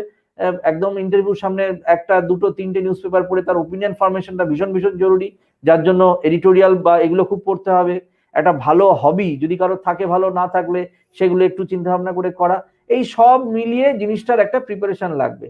কিন্তু একটা কথা আমি বলে দিচ্ছি, যে প্রিপারেশন শুরু করবে মাথায় রাখবে যে আমি এবার পাস করবই, এই মানসিকতা নিয়ে লড়তে হবে। এবং যা যা দরকার, যা যা বলার, যা যা যেখান থেকে যে ভালো ভালো গাইডেন্স তুমি পাবে, সেগুলো তোমাকে ইমপ্লিমেন্ট করতে হবে। তাত্ত্বিক ভাবে না, তোমাকে প্র্যাকটিক্যালি এটা ইমপ্লিমেন্ট করে দিতে হবে। তো মোটামুটি এই হচ্ছে স্ট্রাকচার WBCS পরীক্ষার। WBCS এর প্রিলি মেন ইন্টারভিউ নিয়ে আমি একটু আলোচনা করে দিলাম। এবার আমি দীপায়নকে বলবো, দীপায়ন তুমি WBCS এর প্রিলিমিনারি যে 8টা সাবজেক্ট আছে, যদি শর্টে একটু ডিসকাশন করে দাও যে কি কি করতে হবে, এবং একটু ছোট ছোট বইয়ের নাম যদি তুমি উল্লেখ করে দাও আর কি। আচ্ছা, তো WBCS প্রিলিমিনারিতে আমরা জানি আমাদের কাছে 8খানা পেপার আছে। অ্যাকচুয়ালি 8খানা ঠিক নয়, হিসেব করে দেখলে 7খানা পেপার হয়, কারণ যেহেতু আমরা হিস্ট্রিটাকে ইন্ডিয়ান হিস্ট্রি এবং ইন্ডিয়ান ন্যাশনাল মুভমেন্টে ভাগ করে দিচ্ছি। তো সেক্ষেত্রে আমি বুক লিস্ট যেটা আছে সেটা আমি বলবো। আমি মনে করি যে এক গাদা বই না পড়ে একটা বইকে যদি বারবার করে খুঁটিয়ে পড়া যায় তাহলে সেটা বেশি কাজ দেয়। তো ইংলিশের ক্ষেত্রে প্রিলিমিনারির জন্য একটা বই যেটা লাগবে সেটা হচ্ছে যে RS Agarwal objective general English. এই বইটা থেকে প্র্যাকটিস করতে হবে। কিন্তু যাদের, যেহেতু আমরা অনেকে বেশিরভাগই বাংলা মিডিয়াম থেকেই পড়াশোনা করেছি, সেহেতু ইংরেজিতে আমাদের একটা দুর্বলতা রয়েছে। তো ইংরেজির প্রতি দুর্বলতা কাটানোর জন্য আমরা যেটা ফলো করতে পারি সেটা হচ্ছে PK দে সরকারের যে বইটা আছে, যেটা মার্কেটে চলছে এবং আমরা সকলেই জানি, সেই বইটা থেকে আমরা মোটামুটি পড়া স্টার্ট করতে পারি। এর পাশাপাশি আমাদের প্রত্যেকদিন কিন্তু ইংলিশ নিউজ পেপারটা পড়তে হবে। আমরা যে যারা খবরের কাগজ পড়তে অভ্যস্ত তারা যদি আমরা ইংলিশ নিউজ পেপারটাকে পড়ি, তাহলে ওখানে যেমন আমাদের ইংরেজির আহ, আহ, ব্যাপারটাও যেমন আমাদের কাছে ক্লিয়ার হবে, বা ইংরেজি যে সমস্ত নতুন টার্মস গুলো, নতুন ফ্রেজ ইত্যাদি এগুলো আমরা শিখতে পারবো। এর পাশাপাশি কারেন্ট অ্যাফেয়ার্সটাও আমাদের অনেকটা তৈরি হয়ে যাবে। তো এটার জন্য ওই আর.এস. আগরওয়ালের অবজেক্টিভ জেনারেল ইংলিশ এই বইটা প্র্যাকটিসের জন্য রাখবো, আর পি.কে. দে সরকারের বইটা প্লাস নিউজ পেপার। এটা হল গেল ইংলিশের কথা। আচ্ছা, এবারে হচ্ছে ম্যাথস আর রিজনিং। ম্যাথস আর রিজনিং এর জন্য আমরা আর.এস. আগরওয়াল আমি ফলো করতাম, তো আমি সকলকে আর.এস. আগরওয়ালই ফলো করার জন্য বলবো। মার্কেটে আরো অনেক বই আছে, কিন্তু আমার মনে হয় আর.এস. আগরওয়াল পড়লেই সাফিসিয়েন্ট। আর ইন্ডিয়ান হিস্ট্রি আর ইন্ডিয়ান ন্যাশনাল মুভমেন্ট এই দুটোর জন্য আমি যে বইটার পড়তে বলবো সেটা হচ্ছে যে, বাংলাতে যারা পড়ছো তারা জীবন মুখোপাধ্যায় অবশ্যই পড়তে পারো, কিন্তু ইংরেজির জন্য আমি সাজেস্ট করব এনশিয়েন্ট অ্যান্ড মিডিভেলের জন্য পুনম দালাল দাহিয়া, আর মডার্ন ইন্ডিয়ার জন্য অবশ্যই সোনালী বানসাল। আর জিওগ্রাফির জন্য আমি কুল্লার পড়তে বলি, কুল্লার অথবা মাজিদ হোসেন, যে কোনো একটা পড়া যেতে পারে। আমি বাংলাতেও পড়েছি আর কি, বাংলা ইংরেজি দুটো ভাষাতেই পড়েছি। বাংলাতে আমি পড়েছিলাম গৌতম মল্লিকের বইটা। আর এছাড়া ওয়েস্ট বেঙ্গল জিওগ্রাফির জন্য তো সৌম্যদা আপনারই লেখা বই আছে, West Bengal at a glance. তো এটা বইটা আমি পড়ে দেখেছি এবং যথেষ্ট ভালো বই, ওটা অবশ্যই কিনে পড়া উচিত বলে আমি মনে করি। আচ্ছা, এবার পলিটি আর ইকোনমির কথায় আসি। পলিটির জন্য অবশ্যই লক্ষ্মীকান্ত, আর ইকোনমির জন্য রমেশ সিং পড়া যেতে পারে। আর সায়েন্স অ্যান্ড টেকনোলজির জন্য আমি সাজেস্ট করব টাটা ম্যাকগ্রা-হিলস এর সায়েন্স অ্যান্ড টেকনোলজির বইটা। আর এছাড়া পড়ে রইল হচ্ছে কারেন্ট অ্যাফেয়ার্স এর জন্য মেনলি ম্যাগাজিনস। আর ম্যাগাজিনস যেমন প্রতিযোগিতা দর্পণ রয়েছে, আর এছাড়াও অনলাইনে রয়েছে gk-today.in। আর gk-today.in এটা এতটাই ভালো ওয়েবসাইট যে এখানে প্রত্যেকটা মাসের আলাদা করে কারেন্ট অ্যাফেয়ার্স তো রয়েছেই আর্কাইভ করা, এছাড়াও daily current affairs quiz section রয়েছে, যেখান থেকে আর কি অনেকেই প্র্যাকটিস করতে পারে, এবং যেটা খুবই হ্যান্ডি আর কি। হ্যাঁ, এই তো প্রসঙ্গে এটাই আমি গেল দীপায়নের হচ্ছে কথার সাথে মোটামুটি। দীপায়ন, আমি একটু জিনিস অ্যাড করে দিই, এখানে অনেক ভিউয়ার আছেন শুনছেন। এই লিস্টটা যেটা দীপায়ন বললো খুবই ভালো লিস্ট বলেছে, বা আমরা যেটা বলছি সবই ঠিক আছে, কিন্তু এক্সস্টিভ নয়। মানে এইটাই একমাত্র ভেবে বসার কোনো কারণ নেই। তোমার যদি অন্য কেউ অন্য কিছু ভালো কেউ বলে থাকে নিশ্চয়ই সেটা করবে। এটা এক একজন এক এক ভাবে পড়ে পাস করেছে। অন্য কেউ পাস করে যেভাবে পাস করেছে সেটাও একটা পদ্ধতি, দীপায়ন যেভাবে পাস করেছে সেটাও একটা পদ্ধতি, আমি যেভাবে পাস করেছি সেটাও একটা পদ্ধতি। দীপায়ন ওর নিজের এক্সপিরিয়েন্স বলেছে, সুতরাং এই লিস্টটা একটা সঙ্গে অন্য কিছু চাইলে করা যেতে পারে। নেক্সট দীপায়ন বলো। অবশ্যই অবশ্যই করা যেতে পারে। এটা আমার অবশ্যই ব্যক্তিগত মতামত। অবশ্যই অনেকের আছে যাদের, ধরুন আমি ভূগোলের কথাই বলছি, অনেকে মনে করেন যে আমার খুল্লারের চাইতে মাজিদ হোসেন আমি বেশি কমফোর্টেবল, তো সে মাজিদ হোসেন পড়বে। যে খুল্লারে বেশি কমফোর্টেবল সে খুল্লার পড়বে। আবার অনেকে আছে যারা পলিটিতে বলে যে না, আমরা লক্ষ্মীকান্তের চাইতে আমার কাছে ডিডি বাসুটা বেশি কমফোর্টেবল মনে হয়, তাহলে সে ডিডি বাসুই পড়বে। তো এটা আমরা মোটামুটি একটা বুক লিস্ট আমি দিয়ে দিলাম। আচ্ছা, এবারে রয়েছে হচ্ছে প্রিপারেশন স্ট্র্যাটেজিটা। এখন তো নোটিফিকেশন বেরিয়েছে আমাদের, ধরা হচ্ছে যে মার্চে বা এপ্রিল মাসে হয়তো আমাদের পরীক্ষাটা হবে। তো আমি যদি ধরে রাখি যে মার্চ বা এপ্রিল মাসে আমাদের পরীক্ষাটা হচ্ছে, তাহলে আমাদের হাতে মোটামুটি মেরে কেটে 100 দিন হাতে রয়েছে। তো এবার এই 100 দিনটাকে আমরা ঠিক কিভাবে ভাগ করবো, বা 100 দিনে আমাদের স্ট্র্যাটেজিটা ঠিক কি হবে সেটা আমাদের একটু জানতে হবে। তো এটার জন্য আমরা যেটা করব সেটা হচ্ছে যে আমরা সাবজেক্ট ওয়াইজ দুটো গ্রুপে ক্লাসিফাই করবো সাবজেক্টকে। একটা হচ্ছে ইংলিশ, কারেন্ট অ্যাফেয়ার্স আর ম্যাথস রিজনিং। এটাকে আমি একটা গ্রুপে ফেলবো, এটাকে আমরা বলবো গ্রুপ এ। আর বাদ বাকি যে 5টা সাবজেক্ট আছে সেটাকে আমি গ্রুপ বি তে ফেলবো। এবার এটা আমি কেন করলাম সেটার কারণটা আমি পরে বলে দিচ্ছি। তো এই যে আমাদের কাছে যে 100 দিন হাতে সময় রয়েছে, এই 100 দিনটাকে আমরা 3টে ফেজে ভাগ করে নিই, 40, 40 আর 20 দিনের। তো প্রথম 40 দিনের আমাদের স্ট্র্যাটেজিটা ঠিক এরকম হওয়া উচিত যে ওই গ্রুপ এ যে সাবজেক্ট গুলো আছে, সেই গ্রুপ এ আর গ্রুপ বির সাবজেক্টের মধ্যে যে আমাদের যে টাইম অ্যালটমেন্ট করতে হবে, এটাকে আমরা রাখবো 30:70 তে। মানে 30% টাইমটা দেবো গ্রুপ এ সাবজেক্টে, মানে ইংলিশ, ম্যাথস, জিআই আর কারেন্ট অ্যাফেয়ার্স এর জন্য। আর বাদ বাকি 70% টাইম দেবো হচ্ছে জেনারেল স্টাডিজ এর সাবজেক্ট গুলোতে, মানে বাকি যে 5টা যেটা সাবজেক্ট আছে তার জন্য। এখানে আমাকে যেটা করতে হবে সেটা হচ্ছে যে বিষয়টা আমার ঠিকমতো পড়া হয়নি, বা হয়তো আমি একবারই ওভারলুক করে গেছি, সেই বিষয়টাকে আমাকে একটু দেখতে হবে। মানে এবং সেই বিষয়ের অন্তত সেখান থেকে যদি যে সহজ প্রশ্নগুলো আসবে সেগুলো যাতে আমি আনসার দিতে পারি, সেই বিষয়টা আমাকে এখানে দেখে নিতে হবে। কারণ একটা পার্টিকুলার চ্যাপ্টার যেটা আমি টোটালি মিস করে গেছি, অথচ পরীক্ষায় সেখান থেকে একটা সহজ প্রশ্ন এসেছে, আমি অ্যাটেম্প করতে পারিনি, তো আমার জায়গায় অন্য কেউ যদি সেই প্রশ্নের সঠিক উত্তর দিয়ে দেয়, তাহলে তার সিলেকশনের পসিবিলিটিটা অনেক বেড়ে যাবে। তো আমাকে সেই দিকটা দেখতে হবে। সেটা আমি কি করব, ফার্স্ট ফেজে আমি ওইটা করে নেবো। মানে আমার যে উইক সাবজেক্ট যেটা আছে, সেই উইক সাবজেক্ট বা উইক টপিক গুলোর অ্যাটলিস্ট ওভারভিউটা আমি ঠিকঠাক করে দেখে নেবো, যাতে ওখান থেকে সহজ প্রশ্নগুলো বা ইজি কোয়েশ্চেন্স গুলো আমি অ্যাটেম্প করতে পারি। এবার হচ্ছে ফেজ টু। ফেজ টু মানে হচ্ছে নেক্সট 40 দিনের আমার স্ট্র্যাটেজি কি হবে। আমরা গ্রুপ এ, গ্রুপ বি তে সাবজেক্ট গুলোকে ভাগ করেছি বা সেগ্রিগেট করেছি। প্রথমে যেটা আমরা করছিলাম 30:70 এই রেশিওতে আমরা টাইমটা অ্যালট করছিলাম। এবারে আমরা কি করব, ওই রেশিওটাকে চেঞ্জ করে 40:60 করব। মানে 40% টাইম দেবো গ্রুপ এ সাবজেক্ট গুলোর জন্য, 60% টাইম দেবো গ্রুপ বি সাবজেক্ট গুলোর জন্য। এখানে গ্রুপ বি সাবজেক্ট গুলোর জন্য যে জিনিসটা আমরা করব সেটা হচ্ছে যে জায়গাগুলোতে আমাদের স্ট্রেংথ আছে, মানে যে সাবজেক্ট গুলো বা যে টপিক গুলোতে আমরা খুব ভালোভাবে পড়াশোনা করেছি, বা যেখানে আমরা জানি যে আমরা ভালো আনসার দিতে পারবো, বা মোটামুটি মডারেট কোয়েশ্চেনের আনসার দিতে পারবো, সেই জায়গাগুলোতে আমি এতটা জোর দিয়ে পড়বো যাতে সেই জায়গাগুলো থেকে যদি খুব কঠিন প্রশ্ন আসে, সেগুলো যাতে আমি উত্তরটা দিতে পারি। এবারে যে জায়গাগুলোতে আমার স্ট্রেংথ রয়েছে, সেগুলোর সব কঠিন কোয়েশ্চেন গুলো যদি উত্তর দিতে পারি, সেক্ষেত্রে আমার কি হবে, বাকি ক্যান্ডিডেটদের তুলনায় I will have the edge. তো সেইটা আমাকে নিশ্চিত করতে হবে। ওটা আমাদের সেকেন্ড ফেজের কাজ। থার্ড ফেজ অর্থাৎ পরীক্ষার ঠিক 20 দিন আগের বা পরীক্ষার আগের ঠিক 20 দিনে আমরা কি করব, সেক্ষেত্রে কিন্তু আমাদের যে মানে ওই টাইমিংটা যেটা গ্রুপ এ আর গ্রুপ বি সাবজেক্টের জন্য যেটা আমরা সেট করেছিলাম, সেটাকে আমরা 50:50 তে নামিয়ে দেবো। মানে 1:1 টাইম। মানে আমি যদি 8 ঘন্টা পড়াশোনা করি, তাহলে গ্রুপের সাবজেক্টগুলো আমি 4 ঘন্টা পড়বো, গ্রুপ বি এর সাবজেক্টগুলো আমি 4 ঘন্টা পড়বো। পড়া মানে হচ্ছে যে আমি নতুন কিচ্ছু আর পড়বো না, আমি শুধুমাত্র এমসিকিউ সলভ করবো। সেটা বিগত প্রিভিয়াস ইয়ার্স এর কোয়েশ্চেন পেপার হতে পারে, নেটে আমরা তো প্রচুর এমসিকিউ পাই, সেখান থেকে আমরা সলভ করতে পারি। আর আরেকটা ইম্পর্টেন্ট এক্সারসাইজ যেটা আমাদের করতে হবে, সেটা হচ্ছে যে অপশনস না দেখে আমরা যদি কোনো কোয়েশ্চেনকে সলভ করতে পারি, সেটার আমাদের চেষ্টা করতে হবে। মানে মনে করুন আমার কাছে একটা হয়তো বই আছে, যে বইতে হয়তো এমসিকিউ গুলো রয়েছে অপশন সহ। আমি কি করলাম, একটা সাদা পেজ নিলাম, পেজ নিয়ে কি করলাম, অপশনস গুলোকে ঢেকে রাখলাম।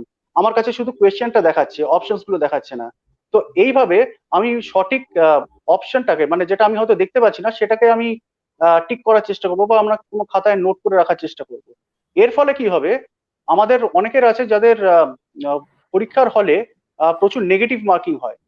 তো সেই জিনিসটাকে আমরা কিন্তু ওখানে স্টপ করে দিতে পারবো। ওইটাকে আমরা অ্যাড্রেস করে দিতে পারবো, যে তাদের যাতে নেগেটিভ মার্কিং না হয়, তারা যাতে মানে অপশন থেকে অনেক সময় কি হয়, চোখের সেটিং তৈরি হয়। আমি হয়তো ঘরের মধ্যে আমি হয়তো একটা মক টেস্ট দিচ্ছি, সেখানে হয়তো দেখা গেল যে আমি একটা কারেক্ট অপশনটা চুজ করলাম, কিন্তু পরীক্ষার হলে দেখা গেল যে আমি এতটাই টেনসড হয়ে পড়েছি বা নার্ভাস হয়ে পড়েছি যে সঠিক উত্তরটা আমি আর ওখানে দিতে পারলাম না। তো এই জিনিসটাকে আমরা অ্যাভয়েড করতে পারবো।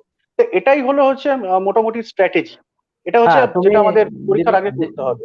ঠিক দীপান, তবে এই প্রসঙ্গে আরেকটা কথা বলি, যে রিসেন্টলি তুমি তো জানো কাট অফ মার্কস খুব হাই যাচ্ছে। তো এই হাই কাট অফ মার্কসটা কি করে পাওয়া যায়, সেটা তুমি আমাকে একটু বলো, অ্যাচিভ করা যায় কি, আচ্ছা, তার স্ট্র্যাটেজি কি আছে? হ্যাঁ হ্যাঁ, হাই কাট অফ মার্কস যেহেতু যাচ্ছে, তখন বোঝাই যাচ্ছে যে মানে কম্পিটিশন অনেকটাই বেড়ে গেছে। সেহেতু আমাদের পড়ার পদ্ধতিটা ঠিক এইরকম রাখতে হবে যে আমরা প্রথমে আগে এনসিইআরটি বা বেসিক বই, যেখানে একদম খুব সহজ ভাষায় দেওয়া আছে, যেখানে হয়তো খুব বেশি তথ্য নেই, কিন্তু ওভারঅল ওভারভিউটা যেখানে ভালোভাবে রয়েছে, সেইটাকে আমরা আগে পড়বো। এরপরে আমরা কি করব, আমরা যদি আমাদের যদি কোনো ক্লাসরুম সেশন থাকে, সেটা আমরা অ্যাটেন্ড করব। সেখানে আমাদের আমাদের যে লেভেল অফ কনসেপশন, সেটা আরেকটু কনসেপ্ট আরেকটু বেশি ক্লিয়ার হবে। এরপরে কি করব, আমরা সেই টেক্সট বইটা পড়বো যেখানে খুব ইনডেপথ মেটেরিয়াল রয়েছে, যেখানে আমাদের ইনডেপথ স্টাডি করা সম্ভব। তারপরে সেটা করব। মানে আমরা প্রথম আগে সহজটা করব, তারপর আস্তে আস্তে কঠিন থেকে কঠিনতম জায়গায় যাব। এবং last but not the least, তারপরে আমি কি করব, আমি কিন্তু এমসিকিউ অ্যানালিসিস করার চেষ্টা করবো। এমসিকিউ অ্যানালিসিস মানে হচ্ছে যে শুধু সলভ করা নয়, মানে একটা অপশন তো সঠিক হবে আমরা জানি, তো বাকি 3টে অপশন কেন ভুল সেটাও তো আমাদের জানতে হবে। তাহলে কি হবে, আমরা ওই পরীক্ষার হলে গিয়ে আমাদের যে কনফিউশন হওয়া, যে এই দুটো অপশনের মধ্যে আমার কনফিউশন হচ্ছে, সেই ব্যাপারটা কিন্তু আমাদের আর থাকবে না। তো সেটাকে আমরা অ্যাভয়েড করে দিতে পারবো যদি আমরা এমসিকিউ অ্যানালিসিস করি। খুব ভালো বলেছো দীপায়ন, এটা খুব সুন্দর কাট অফ মার্কস এবং প্রিলিমিনারির উপর বলেছে। এবার আমি অভিরূপের কাছে যাব। অভিরূপ, 6টা কম্পালসারি পেপার এবং 2টো অপশনাল পেপার, টোটাল 8টা। কিভাবে স্ট্র্যাটেজি করা উচিত, কি কি পড়া উচিত, একটু শর্টে ব্রিফলি বলবে। এবং সঙ্গে এটাও বলতে হবে যে বুক লিস্টটা, মানে কোন কোন বই জেনারেলি পড়লে মার্কসটা ওঠে, আবার সেটা একই জিনিস আবার রিপিট করা হচ্ছে, যে এক্সস্টিভ নয় সেটা, কারণ তোমার যেটা মনে হবে আমার সেটা একটু ডিফারেন্ট হতেই পারে। বলো। হ্যাঁ, এই বুক লিস্ট বা এই মেন্সের মানে আলোচনা যাওয়ার আগে হ্যাঁ আমি কয়েকটা একটু ইম্পর্টেন্ট মানে একটু ইন্ট্রোডাকশন দিয়ে একটু শুরু করতে চাই। জি যে জি বলো। এখন এই সময় যে সেমিনারটা হচ্ছে এটা কিন্তু খুব একটা অপরচুন টাইমে হচ্ছে, কারণ 2021 নোটিফিকেশন বেরিয়ে গেছে এবং এই যে অনেকের মধ্যে একটা প্রথমেই কনফিউশন থাকে যে ফর্ম ফিল আপ করবো কি করব না, মানে আমি কি পারবো, এই কোয়েশ্চেনটা কিন্তু সবার অনেকের মধ্যে থাকে যে এইবারটা কি পারবো নাকি আমি পরের বছর টার্গেট করব। প্রথমেই বলি যেটা দিয়ে স্যার শুরু করেছিল, যে আমরা কিন্তু সবাই একটি সম্ভাবনা এবং একটি অঙ্কুরিত বীজ। একটা ছোট্ট গল্প দিয়ে শুরু করছি। একটা মিউজিয়ামে একটা মার্বেলের একটা পাথর একটা চাই আছে, আর একটা স্কাল্পচার খুব সুন্দর স্কাল্পচার আছে। তাই এবার এই স্কাল্পচারটাকে দেখতে খুব ভিড়, অনেক লোক আসছে এই স্কাল্পচারটাকে দেখতে, কিন্তু ওই মার্বেলের ওই চাইটাকে কেউ দেখে না। তো ও ওই সেই মার্বেলের চাই একদিন হিংসা করে স্কাল্পচারটাকে বলছে যে তোর মধ্যে যেটা আছে আমার মধ্যেও এক আছে, কিন্তু তোকে দেখতে লোকে আসে কিন্তু আমাকে একদম দেখতে লোকে আসে না কেন। স্কাল্পচারটা এক লাইনে উত্তর দিয়েছিল, I have taken the pen of chisel and hammer. এই কথাটা কিন্তু সবাইকে মনে রাখতে হবে। It's time that we have to take the pen of chisel and hammer, and it's time to make that sacrifice. It's time to make that sacrifice to achieve your goal. এবং এইটা শুধু নিজের জন্য না, সবার জন্য, মানে একটা সমাজকে আমি একটা উন্নতি করার জন্য আমি একটা সার্ভিসের প্রিপারেশন নিচ্ছি এবং সেই দিকে কিন্তু আমাকে ফোকাসটা আনতে হবে। কয়েকটা জিনিস জাস্ট স্টার্টিং এ বলে দিচ্ছি, যে স্যার যেটা বারবার বলেছিল রেগুলার মেডিটেট, এইটা কিন্তু খুব ইম্পর্টেন্ট। মানে আমাদের মধ্যে যে সেলফ ডাউট, মানে আমি বুক লিস্ট বলবো, আমি স্ট্র্যাটেজি বলবো, এগুলো খুব ইম্পর্টেন্ট, কিন্তু এত কিছু বলা সত্ত্বেও অনেকে কিন্তু ফলো করে না। মানে আজকের সৌমদা তোমার কথা শুনলো, দীপায়নদার কথা শুনলো, আমার কথা শুনলো, একটা বিশাল চার্জড আপ হয়ে গেল, তারপর আবার পরের দিকে জেকে সেই, এই জিনিসটা কিন্তু করলে হবে না। আজ থেকেই লেগে পড়ে থাকতে হবে এবং রোজ সকালে উঠে বলতে হবে যে আমি পারবই, আমি পারবই, এবং এইটা আমার চাই। ওই চাই মানে চাই, যেটাকে আমরা আমরা সবাই বারবার বলছি যে এইটা এখন আমাকে পেতেই হবে, এই চ্যালেঞ্জটা কিন্তু নিতে হবে। ওই জন্য রেগুলার মেডিটেট করে আমাদের বলতে হবে সকালবেলা, কিপ সেইং ইয়োর সেলফ, মানে এইগুলোকে পজিটিভ অ্যাফার্মেশন বলে, যে আই উইল ডু ইট। এবং সঙ্গে সঙ্গে আমরা যদি সকালবেলা এইটা বলি টাইম ম্যানেজমেন্ট, দেখবে অটোমেটিক না রাস্তা খুলে যাবে। অটোমেটিক কখন হিস্ট্রি পড়বো, কখন জিওগ্রাফি করব, কখন ম্যাথস পড়বো, অটোমেটিক একটা কিন্তু খুলে যাবে রাস্তা। আচ্ছা, আরেকটা জিনিস বলে দিচ্ছি, যে অনেকে বলে কি করে স্টার্ট করব, মানে আমি তো একদম নতুন, ফর্মটা ফিল আপ করছি, কি করে স্টার্ট করব। দুটো জিনিস যেটা অলরেডি দীপায়নদা অনেকটা খুব সুন্দর করে বলে দিয়েছে, সৌম্যদাও বললো, এনসিআরটি ক্লাস 9-10 এই বেসিক বইগুলো থেকে যদি পারো স্টার্ট করতে পারো। বা আমি বলবো অনেকগুলো সাবজেক্টস আছে, হিস্ট্রি আছে, ইকোনমিক্স আছে, জিওগ্রাফি আছে, পলিটি আছে। এইটার জন্য কোনো ভালো জিএস ম্যানুয়াল, সেটা ডাব্লিউবিসিএস ম্যানুয়াল হতে পারে, সেটা ইউপিএসসি লেভেলের কোনো ভালো ম্যানুয়াল হতে পারে। এইখানে সব সাবজেক্টগুলো খুব সুন্দর করে একটা কোলেট সিস্টেম, মানে একটা কোলাজ সিস্টেমে দেওয়া আছে।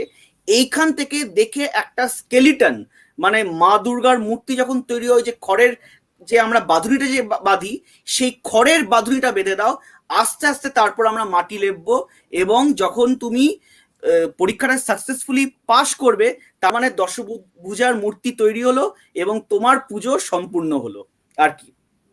আচ্ছা, রুটিন রুটিন নিয়ে যদি একটু বলি, মেন্সে আরেকটা জিনিস যেটা বলছি, মেন্সে আসার আগে অপশনালটা কিন্তু চুজ করা খুব ইম্পর্টেন্ট।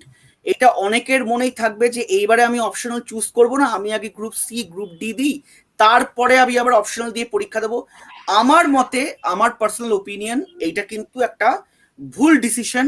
প্রথম থেকে অপশনাল নিয়ে পরীক্ষাটা চুজ করাই উচিত, কারণ স্যারও জানে, দীপায়নদাও এটা ভালো করে জানে, অপশনালের দিন কিন্তু পুরো একদম হল ফাঁকা হয়ে যায়। মানে এটা হচ্ছে একটা ক্রিকেট ম্যাচের মতন, ওই প্রথম 4টে দিন সবাই খেললো আর তারপর লাস্ট 2 দিন একদম সবাই ক্লান্ত, তো মাঠ ফাঁকা। তো অপশনাল যদি ঠিক করে দাও, ওই ফাঁকা মাঠে কিন্তু গোল দেওয়ার বা ফাঁকা মাঠে 4-6 রান করার কিন্তু একটা যথেষ্ট সুযোগ আছে। তো প্রথমেই আমি বলবো খুব ওয়াইজলি একটা অপশনাল চুজ করে, ঠিক আমি বা স্যার যেরকম করে বলে দিলেন, বা দীপায়ন দা একটু হয়তো পরে বলবেন যে যেরকম করে সিলেবাসটা দেখে যেরকম করে অপশনটা চুজ করা যায়, সেটা যদি অপশনটা চুজ করে যদি করা যায় তাহলে খুব ভালো হয়। এবার মেন্সের আলোচনায় আসছি। মেন্সে প্রথমেই হচ্ছে আমাদের দুটো কম্পালসারি পেপার পেরোতে হয়, একটা হচ্ছে পেপার 1 বেঙ্গলি বা হিন্দি বা যেটা আমরা স্ট্র্যাটেজি হবে, এবং পেপার 2 ইংলিশের যা স্ট্র্যাটেজি হবে অনেকটা এক হবে। ইংলিশের পেপার 1 বা পেপার 2 বা বেঙ্গলির পেপার 1 করতে গেলে আমাদের কিন্তু স্যার যেটা বারবার বলে, নিউজ পেপার পড়াটা কিন্তু খুব ইম্পর্টেন্ট।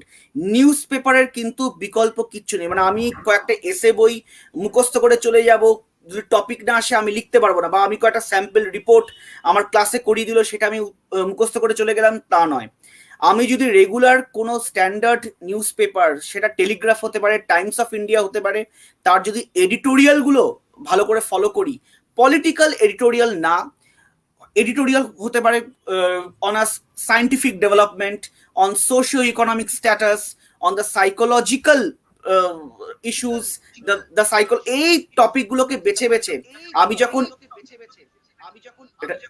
এটা ফিডব্যাক আসছে মনে হয়, হ্যাঁ, এই টপিকগুলোকে বেছে বেছে আমি যখন এডিটোরিয়ালটা ভালো করে করব, সেটা কিন্তু মানে it will help me in my letter writing, it will help me in my reports, it will be help in my composition, it will help in my dialogue writing. একটা খুব ভালো একটা স্ট্রাকচার আমি পেয়ে যাব, that how an editorial or how a report gets started, how to conclude a report, what should we give it in the body, মানে বডিতে কি কি থাকবে, বডি স্ট্রাকচার যেরকম থাকবে, কিরকম করে প্যারাগ্রাফে আমি জেনারেল টু স্পেসিফিক যাব বা স্পেসিফিক টু জেনারেল যাব, এনি টপিক যেরকম করে আমি ডিসকাস করব, যখন এই আইডিয়াগুলো কিন্তু আমি অনেকটা পেয়ে যাব।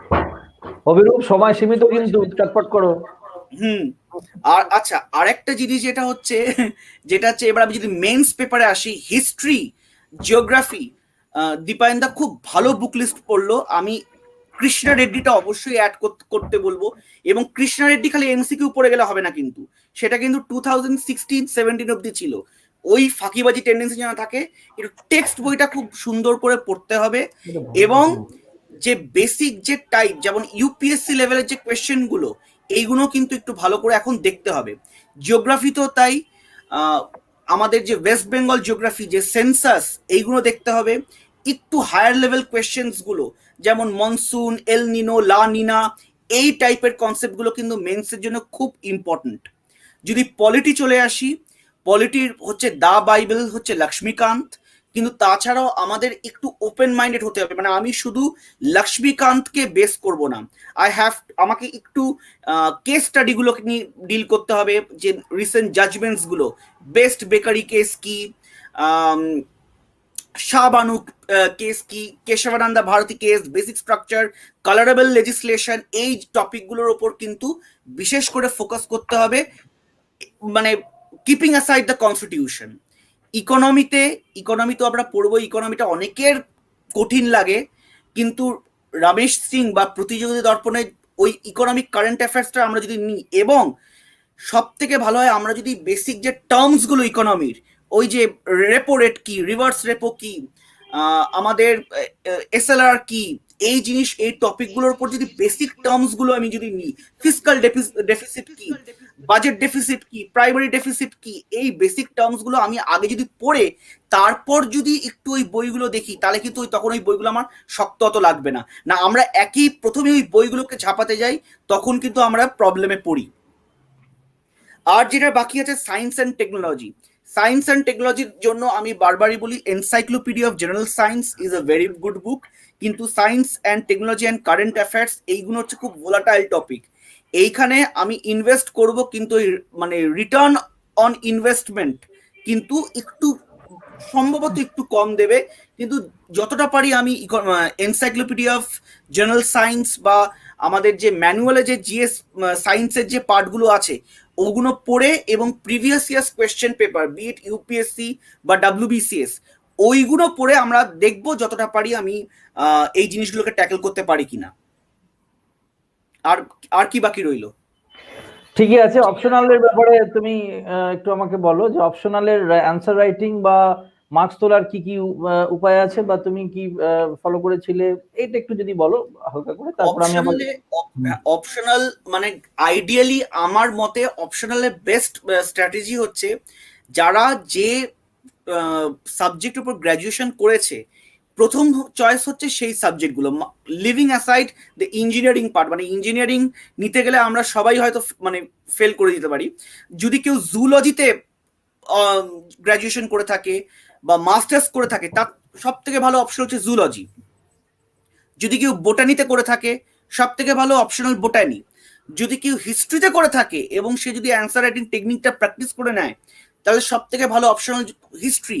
যদি সাইকোলজিতে যদি কেউ মাস্টার্স বা বিএসসি এমএসসি করে থাকে সব থেকে ভালো অপশন সাইকোলজি। এই পার্টটা হচ্ছে প্রাইমারি ক্রাইটেরিয়া।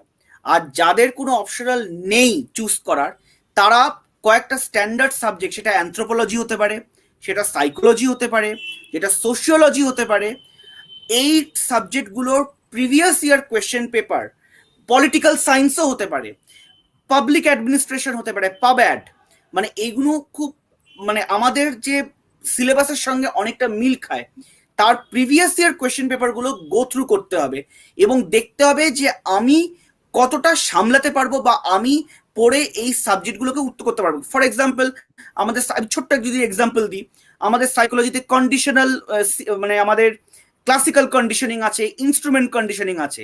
তো আমি কি ক্লাসিক্যাল কন্ডিশনিং বা ইনস্ট্রুমেন্ট কন্ডিশনিং বা অপারেন্ট কন্ডিশনিং পড়ে বুঝতে পারছি? পড়ে বুঝতে পারার পর আমি কি রিপ্রেজেন্ট করতে পারবো খাতায়? If the answer is yes তাহলে কিন্তু চোখ বুঝে এই অপশনালটা আমি নেব। যখন নেব তারপর ওই স্ট্যান্ডার্ড যেটা স্যার বলে দিলেন 9-10 বইটা পড়ে একটা বেসিক আইডিয়া আমি করে নেব। তারপর আস্তে আস্তে আমি গ্র্যাজুয়ালি স্ট্যান্ডার্ড টেক্সট বুক বা অথরের বইগুলো পড়বো এবং ওই 2 কি 3টে বই থেকে আমি আমার অ্যান্সারগুলোকে ফ্রেম করার চেষ্টা করব, কিপিং ইন টাইম, মানে কিপিং দ্য টাইম লিমিট।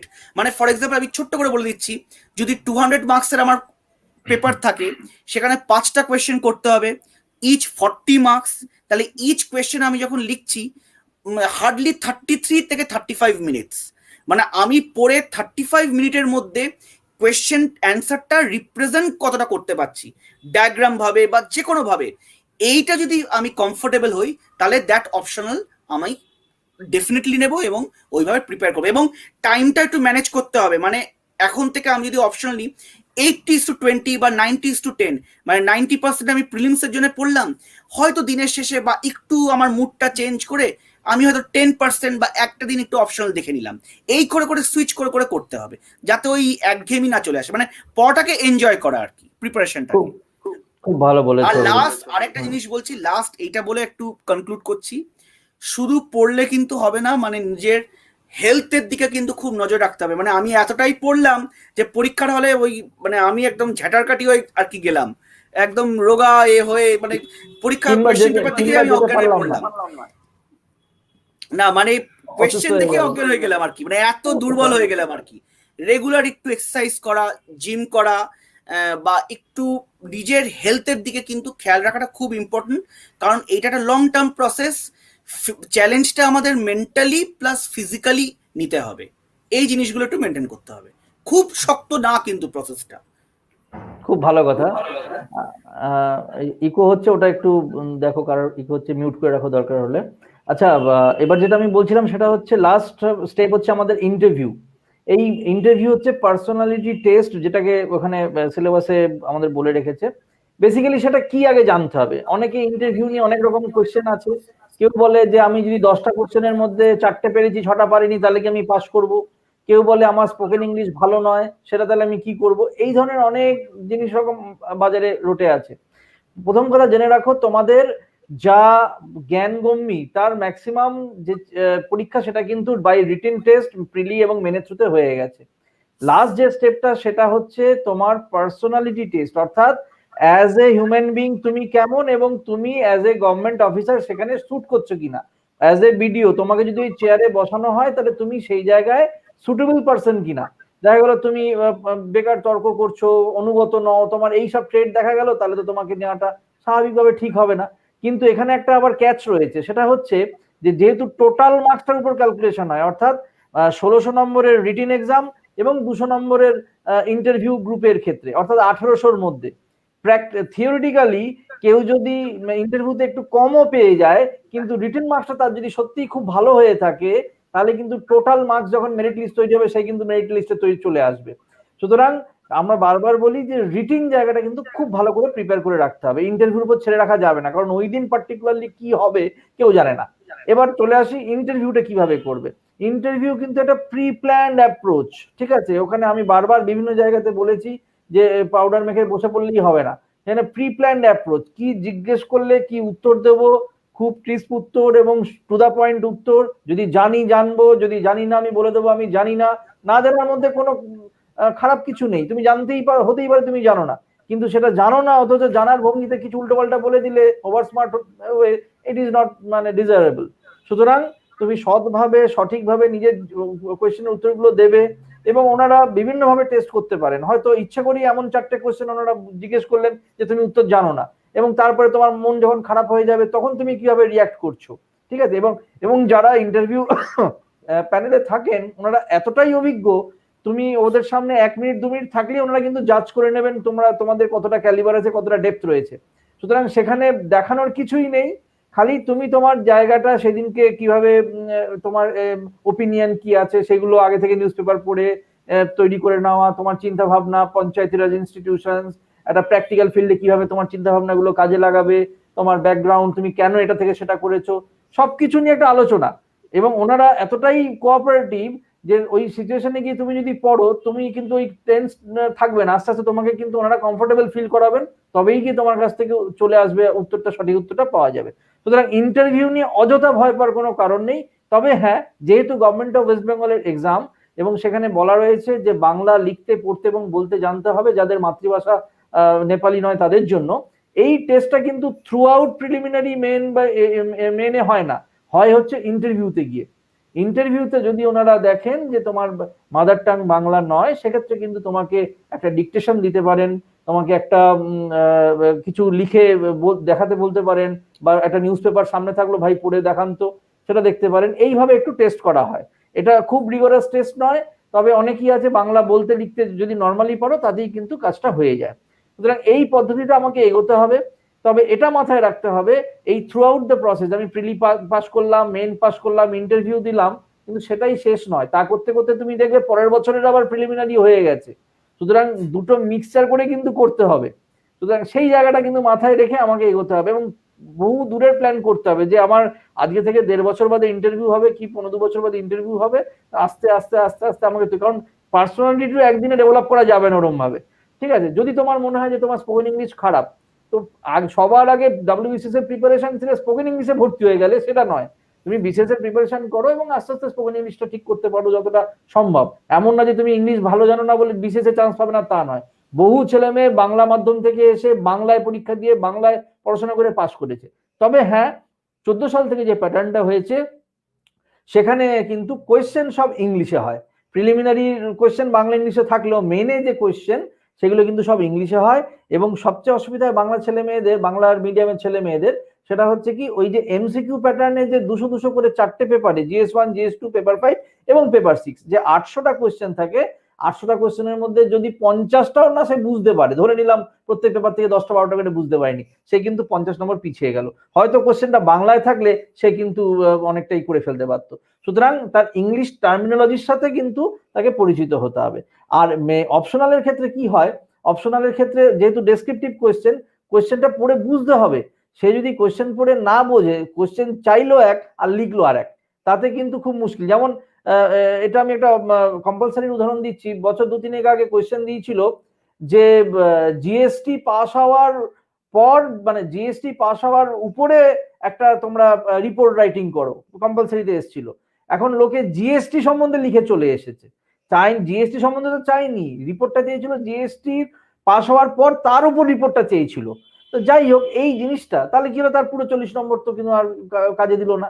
আচ্ছা, আর আরেকটা ব্যাপার হচ্ছে কোয়েশ্চেন লেখার কিছু পদ্ধতি রয়েছে, সেগুলো আস্তে আস্তে যেমন প্র্যাকটিস করতে হবে, তেমনি আরেক মানে ইম্পর্টেন্ট হচ্ছে কি যে প্ল্যানিং করতে হবে। ধরো এই যে ল্যাঙ্গুয়েজ পেপার, একটু আগে অভিরূপ বলছিল, খুব সুন্দর বলেছে, কিন্তু ল্যাঙ্গুয়েজ পেপারে 40 নম্বর করে 5টা কোশ্চেন, সময় 3 ঘন্টা, তাহলে এক একটা কোশ্চেনের জন্য তুমি 30-35 আধ ঘন্টা করে পাচ্ছ, তা কি করবে অতক্ষণ ধরে? ওদিকে অনেক সময় ওয়ার্ড লিমিট আবার দিয়ে দিচ্ছে 200, 150 কি 300। তাহলে সেক্ষেত্রে তোমাকে প্ল্যানিং করতে হবে যে আমি কি লিখবো। একটা প্রথমে যা মাথায় এলো জট ডাউন করে নিলে, তারপর সেগুলোকে সুতো দিয়ে ফুলগুলোকে গাঁথলে, গেঁথে একটা সুন্দর মালা তৈরি করে ওইখানে দিয়ে আসতে হবে। এবং এটা রিভাইজ করতে হবে, তুমি কি লিখলে একবার রিভিশন করো, দুটো ভুল বেরোবে, আরেকবার লাস্ট টাইম রিভিশন করো, একটা করো এস ছেড়ে গেছে, কোথাও টি এর মাথার দাগটা ছেড়ে গেছে। সুতরাং খুব ইমপ্রুভমেন্টের জায়গা রয়েছে, মানে তুমি যেটা ওখানে করে আসবে সেটা একদম তোমার জিস্ট, মানে যেটা একদম তোমার বেস্ট এফর্ট ওখানে দিয়ে আসতে হবে। সুতরাং কোশ্চেন পেলাম আর সঙ্গে সঙ্গে একদম মাধ্যমিকের মধ্যে লিখতে শুরু করে দিলাম, সেটা কিন্তু নয়। ওজন ভিত্তিতে নম্বর দেওয়া হবে না। সঠিক জিনিস যদি স্বল্প কথায় লিখতে পারো, খোলা পরিষ্কার করে লিখতে পারো, তুমি মার্কস পাবে এবং উইথ ফ্লাইং কালার্স বেরিয়ে আসবে, খুব ভালো র্যাঙ্ক করবে, অভিরূপের মতন র্যাঙ্ক করে তোমার বেরিয়ে চলে আসবে। সুতরাং আমার শুভেচ্ছা থাকলো সকলের প্রতি। আচ্ছা রামকৃষ্ণ বাবু, আপনার যদি কোনো কোয়েশ্চেন থাকে বা ভিউয়ারদের কোয়েশ্চেন থাকে করুন, তাহলে আমরা সেটাকে অ্যাড্রেস করতে পারি। ইন্টারভিউ নিয়ে আমি একটু বলবো। এই ইন্টারভিউ নিয়ে কয়েকটা জিনিস বলছি। মানে আমরা এই যখন ফর্ম ফিল আপ শুরু করছি তখন থেকেই কিন্তু আমাদের ইন্টারভিউ প্রিপারেশন আইডিয়ালি স্টার্ট হয়ে যাচ্ছে। একটা জিনিস খুব বারবার করে বলেছি, এই মিস্টেকটা যেন কেউ না করে। একটা ছোট্ট এক্সাম্পল দিয়ে বোঝাচ্ছি। ধরো আমি যাদবপুর ইউনিভার্সিটির কোনো স্টুডেন্ট বা শিবপুর বা আইআইটি খড়গপুরের কোনো স্টুডেন্ট, আমি কোনো প্রাইভেটে চাকরি করছি। চাকরি করতে করতে আমার এখন মনে হচ্ছে আমি সিভিল সার্ভিস WBCS দেব, এবং সেইখানে আমি আমার যে ওয়ার্ক এক্সপিরিয়েন্স সেই জায়গাটা আমি ফর্ম ফিল আপের সময় অমিট করে গেলাম। এবার তুমি প্রিলিমস পাস করলে, তুমি মেন্স পাস করলে, তুমি যখন ইন্টারভিউ বোর্ডে যাবে, ওরা কিন্তু তখন মানে বোর্ডে যারা থাকেন, মানে ওনারা এখন আমাদের অনেকটাই ট্রেনিং নিচ্ছেন বা অনেক সময় আসেন আমাদের ইভ্যালুয়েট করার জন্য। তো they are very aged civil servants. একজন IPS অফিসার থাকতে পারেন, রিটায়ার্ড কর্নেল থাকতে পারেন। সো মানে দে আর, মানে ওনাদের একটা ন্যাক আছে যে ওনারা চট করে ধরে নেয়। তো ফার্স্ট কোয়েশ্চেন যদি দেখে যে আমি যাদবপুর থেকে বা আইআইটি খড়গপুর থেকে বা শিবপুর থেকে পাশ করেছি, কিন্তু আমার আমার 2 বছর 3 বছর হয়ে গেছে, কিন্তু আমার work experience blank, the first question they will ask যে তুমি এতদিন কি করছিলে। তখন আমি বলবো যে না, আমি তো চাকরি করছিলাম ইনফোসিসে বা অ্যাক্সেঞ্চারে। কিন্তু তখন দ্য সেকেন্ড কোয়েশ্চেন ওরা জিজ্ঞেস করবে যে why you haven't mentioned in the form, that means you are suppressing the information. তখন কিন্তু your interview or PT will start on a very negative note. এই ভুলটা কখনো করো না। যদি কোনো ওয়ার্ক এক্স থাকে ডেফিনেটলি সেটা দিয়ে দাও, and be proud of your work experience. এমন কিচ্ছু আমাদের লোকাতে হবে না যে, মানে don't feel anything about your past. যেটা জানবে না খুব সুন্দর করে অ্যাডমিট করবে যে আমি এটা জানি না। যেটা জানবে খুব কনফিডেন্টের সঙ্গে, in a very positive গেস্টার, in a humble way, নিজের ভিউ পয়েন্ট ওনাদের সামনে পেশ করবে। আরেকটা ইম্পর্টেন্ট জিনিস যেটা বলে দিচ্ছি, যেটা আমি নিজে খুব লক্ষ্য করেছি আমার দুবার ইন্টারভিউ দিতে গিয়ে, বা আমার প্রিভিয়াসলি IIMS এর যে ইন্টারভিউ ছিল, বা এক্সেলারাইতে যে ইন্টারভিউ দিয়েছিলাম, মানে ক্যাটস দ্যাট ওই সময়, বা আমার যে সিভিল সার্ভিসের যে ইন্টারভিউগুলো ছিল, অনেক সময় কি হয়, এই ইন্টারভিউতে একটা আর্টিফিশিয়াল প্রেশার সিচুয়েশন তৈরি করে। ওটা কিন্তু পুরোপুরি artificial, just to test your মানে টেম্পারমেন্ট। মানে আমি কয়েকটা ইন্টারভিউ নিয়েছিলাম আমার একজন খুব ভালো দাদার সঙ্গে, he is a gem of a person. তো সেইখানে গিয়ে মানে I played the role of a bad guy. মানে আমি ক্যান্ডিডেট দেখলে একটা ভুরু কুচকে একটা নেগেটিভলি ওয়ার্ডেড কোয়েশ্চেন করছিলাম বা টুইস্টেড কোয়েশ্চেন করছিলাম। এইটাতে অনেকে কিন্তু রিয়াক্ট করে ফেলে, এইটাতে অনেকে ভয় পেয়ে যায় বা ঘাবড়ে যায়। এই জায়গাগুলো কিন্তু ওই ট্র্যাপের মতন, এই জায়গায় ঘাবড়ে যেও না।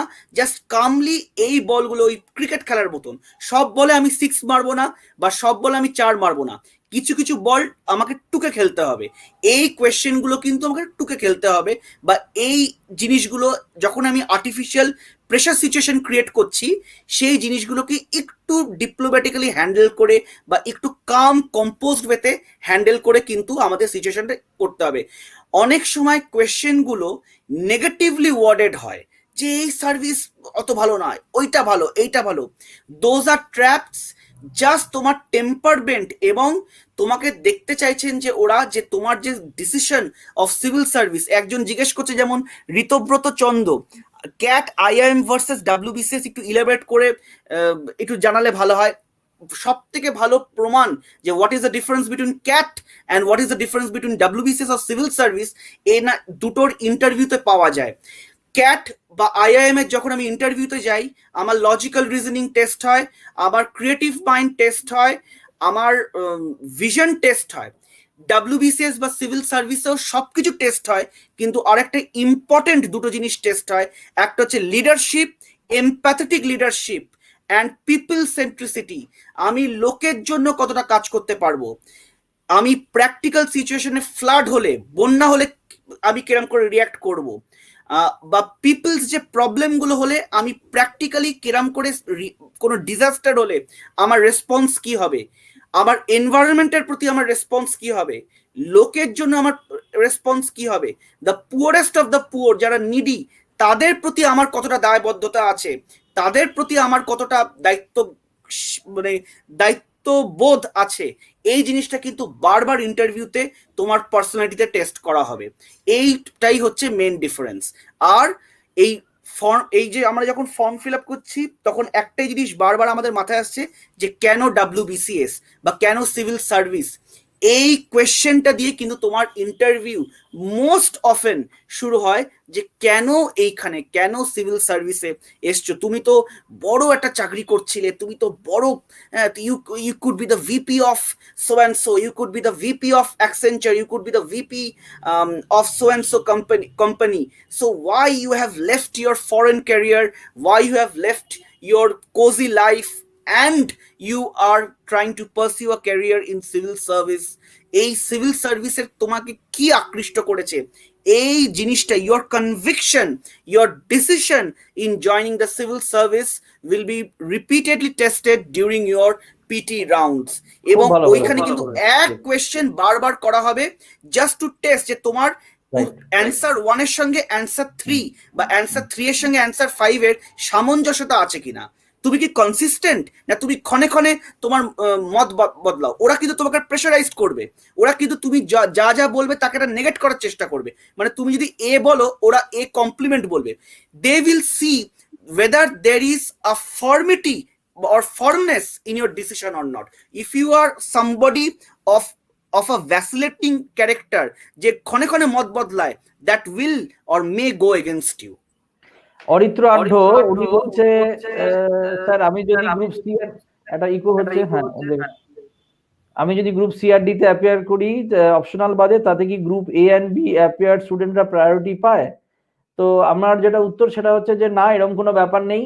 যখন এ এন্ড বি তে কেউ পাস করতে পারলো না, তার যা মার্কস এবং এ এন্ড তার সিডি তে মানে তার কম্পালসারি পেপারে যা মার্কস নতুন করে সেটা আবার দেখা হয়, যারা নতুন করে অনলি ফর সিডিটা দিয়েছে তাদের সাথে কম্পিট করা হয়। যারা এবি দিয়েছে তাদের একটা পজিটিভ বা নেগেটিভ যাই বলো সেটা হচ্ছে ইন্টারভিউটা দেওয়া আছে, এই পর্যন্ত ইন্টারভিউটাতে যা মার্কস সেটাকে ঐকিক নিয়মে কমিয়ে সেই জায়গায় নিয়ে আসা হবে। আচ্ছা দীপায়ন, তোমাকে জিজ্ঞেস করবো একটা কোয়েশ্চেন অনুতোষ দাস করেছেন যে স্যার যারা আর্টস এর ছাত্র তারা কিভাবে ম্যাথস এর প্রিপারেশন নেবে, তুমি একটু যদি এটা এলাবোরেট করো আর কি। আচ্ছা, সাধারণত দেখা গেছে যে আর্টস এর ছাত্ররা তারা ম্যাথসে হয়তো একটু কমজোর হয়। তো এক্ষেত্রে আমি তাদেরকে বলবো যে ভয় না পেয়ে ক্লাস 7 এবং ক্লাস 8 এর যে ম্যাথামেটিক্স এর যে বইটা যেটা আছে, যেটা আর কি তারা স্কুলে যে বইটা থেকে প্র্যাকটিস করতো আর কি, সেই বইয়ের অ্যারিথমেটিক পোর্শনটা তারা ক্লাস 7-8 এর বই থেকেই তারা আগে করা স্টার্ট করুক। এবং অ্যারিথমেটিকের জন্য যদি তাদের পক্ষে সম্ভব হয় যে কাউকে হয়তো কোনো স্টুডেন্ট আছে হয়তো ক্লাস 7-8 এর যাকে হয়তো সে গাইড করতে পারে, তো সেই গাইডেন্সটা যদি সে কাউকে প্রোভাইড করতে পারে তো সেটা সে করুক। কারণ ম্যাথস প্র্যাকটিস করতে করতে কিন্তু তার কনফিডেন্স লেভেলটা অনেকটা বাড়বে। তাকে প্রথম দিকেই কিন্তু ওই শর্টকাট ট্রিক্স বা শর্টকাট মেথডে তাকে সামস গুলোকে সলভ করতে হবে না। সে আগে কনসেপ্টটা আগে তার ক্লিয়ার করে নিক, তার যে ভীতি যেটা আছে ম্যাথসের প্রতি সেটাকে আগে সে কাটিয়ে উঠুক, তারপরে কিন্তু সে শর্টকাট ট্রিক্স গুলোকে সে অ্যাপ্লাই করতেই পারবে। তা নানারকম ফর্মুলা বেস করে আমরা যে খুব সহজেই অঙ্কগুলো করে ফেলি, সেগুলো সে পরে করতেই পারবে। আগে সে তার কনসেপ্টটাকে ক্লিয়ার করুক, তার কনফিডেন্স লেভেলটাকে বিল্ড করুক, এটাই হলো মূল কথা। সবার খুব রিসেন্ট একটা কমেন্ট করেছেন সৌরভ ঘোষ, রামকৃষ্ণ যদি কোয়েশ্চেনটাকে একদম তোলেন, একদম নিচের আগেরটা, সৌরভ ঘোষ উনি বলছেন যে স্যার টাইমস অফ ইন্ডিয়া পড়লে এনাফ না হিন্দু করতেই হবে? এ প্রসঙ্গে আমি একটু বলে রাখি, মানে অনেকেই অনেক কথা বলেন, তবে আমার এখানে একটা বক্তব্য রয়েছে, সেটা হচ্ছে যে দেখো হিন্দু যে নিউজপেপারটা কিন্তু অনেকটা খুবই ভালো, ইউপিএসসির জন্য ভীষণ ইম্পর্টেন্ট, কিন্তু আমি বলবো টাইমস অফ ইন্ডিয়াটা পড়ার কথা ওয়েস্ট বেঙ্গল সিভিল সার্ভিসের ক্ষেত্রে। তার কারণটা হচ্ছে আমাদের ইউপিএসসি তে যে কোয়েশ্চেন আসে তার প্যাটার্ন আলাদা, বিসিএস এর প্যাটার্ন আলাদা। ইউপিএসসি তে কোয়েশ্চেন আসে কনসেপচুয়াল কোয়েশ্চেন, ঠিক আছে? যদি আজকে নেহেরু না থাকতেন তাহলে ভারতের রাজনীতি কিভাবে এগোতো, স্বাধীনতা সংগ্রাম কিভাবে এগোতো, একটা কোয়েশ্চেন। কিন্তু এখানে তো ওই কোয়েশ্চেন আসবে না, এখানে ডাইরেক্ট কোয়েশ্চেন আসছে। সুতরাং আমার ইনফরমেশন চাই, রিলেটিভ ইনফরমেশন, তার রিলেটিভ হিস্ট্রি, এটুকুন করলেই যথেষ্ট।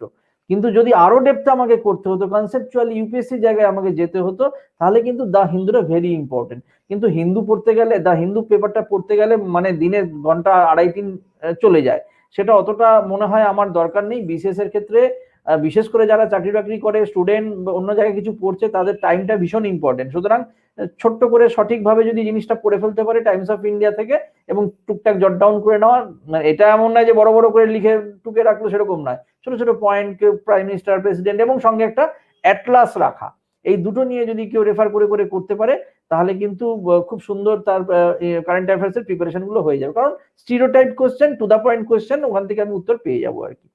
আচ্ছা, আর একটা কোয়েশ্চেন আমি দেখছিলাম, সেটা হচ্ছে যে রাইট, হ্যাঁ, necessity to use bombastic language to fetch, এটা ভুল ধারণা। ওই বড় বড় ওয়ার্ড দিলেই যে তোমার খুব ভালো মার্কস, খুব সরল ভাষায়, সহজ ভাষায় লেখো। তোমরা একটা সিম্পল জিনিস সার্চ করো, গুগলে সার্চ করে দেখবে যে ইউপিএসসি যারা টপার, তাদের কোয়েশ্চেন আনসার গুলো কিভাবে লিখছে, তারা যখন কোন একটা সেন্টারে পড়েছে বা কোন এক সময়, তাদের ওই খাতাপত্র গুলো আপলোড করা আছে। সেটা যদি তুমি দেখো, দেখবে খুব ইজিলি, খুব নরম সহজ ভাষায়, দেখেই মনে হবে যে এটা করলে তো আমিও এর থেকে ভালো লিখতে পারবো, বা এটাই লিখতে পারবো। হ্যাঁ, লেখো না, এটাই তো ব্যাপার। খুব সহজভাবে, সুন্দরভাবে, ইজিলি লেখো, যাতে সহজবোধ্য হয়, তবে গিয়ে জিনিসটা তোমার প্রিপারেশনটা বা মার্কসটা খুব ভালো উঠবে। কেউ বলেনি যে বড় বড় ওয়ার্ড দিলে তোমার ভালো মার্কস উঠবে। সুতরাং ওই জায়গাটা কোনো ব্যাপারই নয়। খুব হালকাভাবে, সহজবোধ্যভাবে জিনিসগুলো লেখা প্র্যাকটিস করতে হবে। ওই প্র্যাকটিস না করলে ওই পরীক্ষার হলে গিয়ে ওটা কিন্তু হবে না। আর এরপরে কমেন্ট কিছু আসছে যে এইটা একটা একটু জাস্ট অ্যাড করব, মানে কমিউনিকেশনের একটা এসেন্স হচ্ছে, আমার খালি কমিউনিকেশন বা কমিউনিকেট করে দিলে হবে না, আমি যেটা কমিউনিকেট করছি সেটা অন্য লোকেরা বা অন্য বুঝতে পারছে কিনা।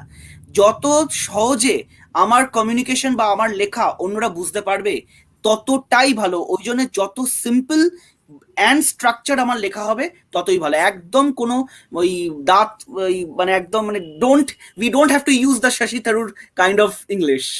হ্যাঁ, আর আরেকটা ব্যাপার হচ্ছে, আরেকজন কোয়েশ্চেন করলেন যে ইন্ডিয়ান এক্সপ্রেস পড়বো কিনা। কোনো পেপারই, নিউজ পেপারই খারাপ নয়, আমি সেটা বলছি না, কিন্তু একটা নিউজ পেপার বিসিএস এর জন্য with all sort of information, মানে এটার মধ্যে সবকিছু, সবার জন্য সবকিছু আছে, এবং প্রচুর ইনফরমেশন থাকে। তো সেই জন্য আমার টাইমস অফ ইন্ডিয়াটা ব্যক্তিগতভাবে পছন্দ। এমন নয় যে অন্য ইন্ডিয়ান এক্সপ্রেস পড়লে বা স্টেটসম্যান পড়লে কেউ পাস করবে না, তা নয়। অনেকে হয়তো এগুলো নিয়েও পুরেও পাস করে গেছে, ঠিক আছে? তোমাকে জিনিসগুলো করতে হবে। একটা কারেন্ট অ্যাফেয়ার্স এর রিসোর্সেস কি, কোথায় কারেন্ট অ্যাফেয়ার্স করবে প্রিপারেশন? একটা হচ্ছে তোমার ডেইলি নিউজ পেপার, নাম্বার 2 হচ্ছে কোনো উইকলি বা মান্থলি কোনো ম্যাগাজিন, এবং 3 নম্বর হচ্ছে মক টেস্ট সলভ করা। আর এই প্রসঙ্গে বলে রাখি, গভর্নমেন্ট অফ ইন্ডিয়া, আমি বারবারই বলছি যে সরকারি জিনিসগুলোর উপর জোর দেওয়া, যেমন ওয়েস্ট বেঙ্গল গভর্নমেন্টের যে ডেটাগুলো আছে সেগুলোর উপর জোর দেওয়া, বাজেট ডেটা, অমুক ডেটা। আবার সেন্ট্রাল গভর্নমেন্টের যে ডেটা, এবং সেন্ট্রাল গভর্নমেন্টের যে দুটো ভালো ভালো নিউজ ম্যাগাজিন রয়েছে, একটা হচ্ছে যোজনা, একটা হচ্ছে কুরুক্ষেত্র, দারুণ ম্যাগাজিন। ওই জিনিসগুলো পড়লে, ওই ইকোনমিক্স বা যেসব জিনিসগুলোর উপর লেখা থাকে, এক একটা ইস্যুর উপর ওরা বলে, তো সেগুলো কিন্তু খুব সুন্দর জিনিস, এবং ওই সম্বন্ধে একদম ফাইনাল ধারণা ওটার উপরে হয়ে যায়। সুতরাং এই যোজনা বা কুরুক্ষেত্র কিন্তু মাঝে মাঝে করা উচিত। অ্যাকচুয়ালি যেহেতু বিসিএস এর প্রিপারেশনের জন্য আসছে, এই একটু আগে একজন বলছিল যে আইএম ভার্সেস ডাব্লিউবিসিএস, এটা তো একটা পারসেপচুয়াল ব্যাপার, তুমি কোনটাকে কিভাবে দেখছো, সবকিছুই ভালো, এবার তোমার দৃষ্টিভঙ্গিতে কি ভালো। বিসিএস কারোর দৃষ্টিভঙ্গিতে ভালো বলেই সে ডাব্লিউবিসিএস পড়তে আসছে, আর আইএম এ ক্যাট দিয়ে যাচ্ছে, তারও অন্য ধরনের দৃষ্টিভঙ্গি রয়েছে, সেটাকে মনে করছে বলে যাচ্ছে। সুতরাং পারসেপশনের ব্যাপার রয়েছে এখানে। এবার আমাদের প্রশ্ন হচ্ছে, তুমি ডাব্লিউবিসিএস ওয়ান্স ইউ হ্যাভ মানে কমিটেড টু ডাব্লিউবিসিএস, যে আমি ডাব্লিউবিসিএস টা দেবই, তাহলে সেই পর্যায়ে আমাকে কি কি করতে হবে, এইগুলো হচ্ছে আমাদের মেইন আলোচ্য বিষয়। এবার তার মধ্যে যে কারেন্ট অ্যাফেয়ার্স আমি বললাম যে এইভাবে কারেন্ট অ্যাফেয়ার্স পড়া উচিত, এবং আমাকে একটা মাইন্ডসেট তৈরি করা উচিত আমাদের ওয়েস্ট বেঙ্গল গভর্নমেন্ট কি করছে, ভালো ভালো যেসব এই যে দুয়ারে সরকার 11টা প্রকল্প নিয়ে যে এখন দারুণ সাফল্য পেয়েছে, তার মধ্যে স্বাস্থ্যসাথী কার্ড, এইগুলো গভর্নমেন্ট অফ ওয়েস্ট বেঙ্গল এবং গভর্নমেন্ট অফ ইন্ডিয়া যা জিনিসগুলো করছে, তাদের ওয়েলফেয়ার স্কিম কিভাবে ইমপ্লিমেন্ট হচ্ছে, হ্যাঁ, সেই জিনিসগুলো পড়া, তার বোঝা, এই তোমাকে মাইন্ডসেটটা আস্তে আস্তে তৈরি করে ফেলতে হবে। ঠিক আছে, যে আমি এইভাবে এই গভর্নমেন্ট এই কাজগুলো করছে এবং এইভাবে গভর্নমেন্টের স্কিমগুলো কাজে লাগানো হচ্ছে। তো যাই হোক, পুরো জিনিসটা কিন্তু একটা সিস্টেমেটিক প্রিপারেশনের মধ্যে আসতে হবে। ঠিক আছে, মানে কোনো হুড়ুম দারুম করে চলবে না, যে আজকে আমার সকালবেলায় মনে হলো যে ইতিহাস পড়তে আরম্ভ করলাম, কালকে আমার মনে হলো যে না ইতিহাসটা ভালো লাগলো না, ভূগোল, তা না। একটা রুটিন করে নাও, যেটা আমি প্রথমেই বলেছিলাম। রুটিন মানে যেমন ডেইলি রুটিন, তার সঙ্গে কিন্তু একটা টার্গেট থাকে। তোমার একটা উইকলি টার্গেট, একটা short term goal, long term goal. যে তুমি ধরো আগামী, যারা ধরো 22 সালের জন্য পড়ছে, আমি সাপোজ বলছি, এবছর নয় পরের বছরের জন্য পড়ছে, তারা একটা লং টার্ম গোল করবে, যে 6 মাসের মধ্যে আমাকে এটা শেষ করতে হবে, 9 মাসের মধ্যে ওটা শেষ করতে হবে, এরকম। তার মধ্যে আমি প্রথম 3 মাস এটা পড়বো, তারপরে 3 মাস এটা পড়বো, মানে প্রথমে একটা লং টার্ম গোল হলো, তারপর শর্ট টার্ম করে গোল হতে হতে আসবে, এবং তারপরে তাকে একদম উইকলি টার্গেট করে দিতে হবে, যে আমি এই উইকের মধ্যে 100 পাতা শেষ করব, পরের উইকের মধ্যে আরো 100 পাতা শেষ করব। হতে পারে এবার এই টার্গেটের সাথে বাস্তবে একটু নির্মিশ থাকতেই পারে, যে আমি পারলাম না, তার জন্য একটা বাফার টাইম রেখে দিতে হবে, একটা মিসেলিনিয়াস বলে একটা 1 সপ্তাহ টাইম রেখে দেবে, সেই টাইমের মধ্যে আমাকে সেটা করে ফেলতে হবে। সুতরাং এই সিস্টেমটা আগে, মানে এই পড়ার যে প্রিপারেশন, এই প্রিপারেশনের সিস্টেমে আগে নিজেকে অভ্যাসগত করতে হবে। মানে অনেকেই দেখবে ডাব্লিউবিসিএস এর প্রিপারেশন যখন শুরু করে, একটা চারিদিকে খুশি খুশি আবহাওয়া, বাড়ির লোকজন বন্ধু বান্ধব বলছে ডাব্লিউবিসিএস পড়ছিস, খুব ভালো খুব ভালো। এবার প্রথম 10 দিন পড়ার পরই সে বুঝতে পারবে কত ধানে কত চাল, তখন তার মনে হবে যে ওরে বাবা, কোথায় এসে বললাম, সমুদ্রে তার কোনো শেষ নেই, শুরু নেই, কি পড়বো। এবং তুমি বিশ্বাস করবে না, মানে যারা ভিউয়ার তাদের উদ্দেশ্যে আমি বলছি, এই যে ডাব্লিউবিসিএস পড়া, মানে আমরা একাডেমিক লাইনে কিভাবে পড়ে এসেছি, খুব ভালো করে পড়াশোনা করেছি, ভালো মার্কস তোলার চেষ্টা করেছি, এবং খুব স্যাটিসফাইড ভাবে পরীক্ষা দিতে গেছি, যে হ্যাঁ আমি অনেক কিছু পড়ে গেছি, আমি পরীক্ষায় যা দেবে তাই পারবো।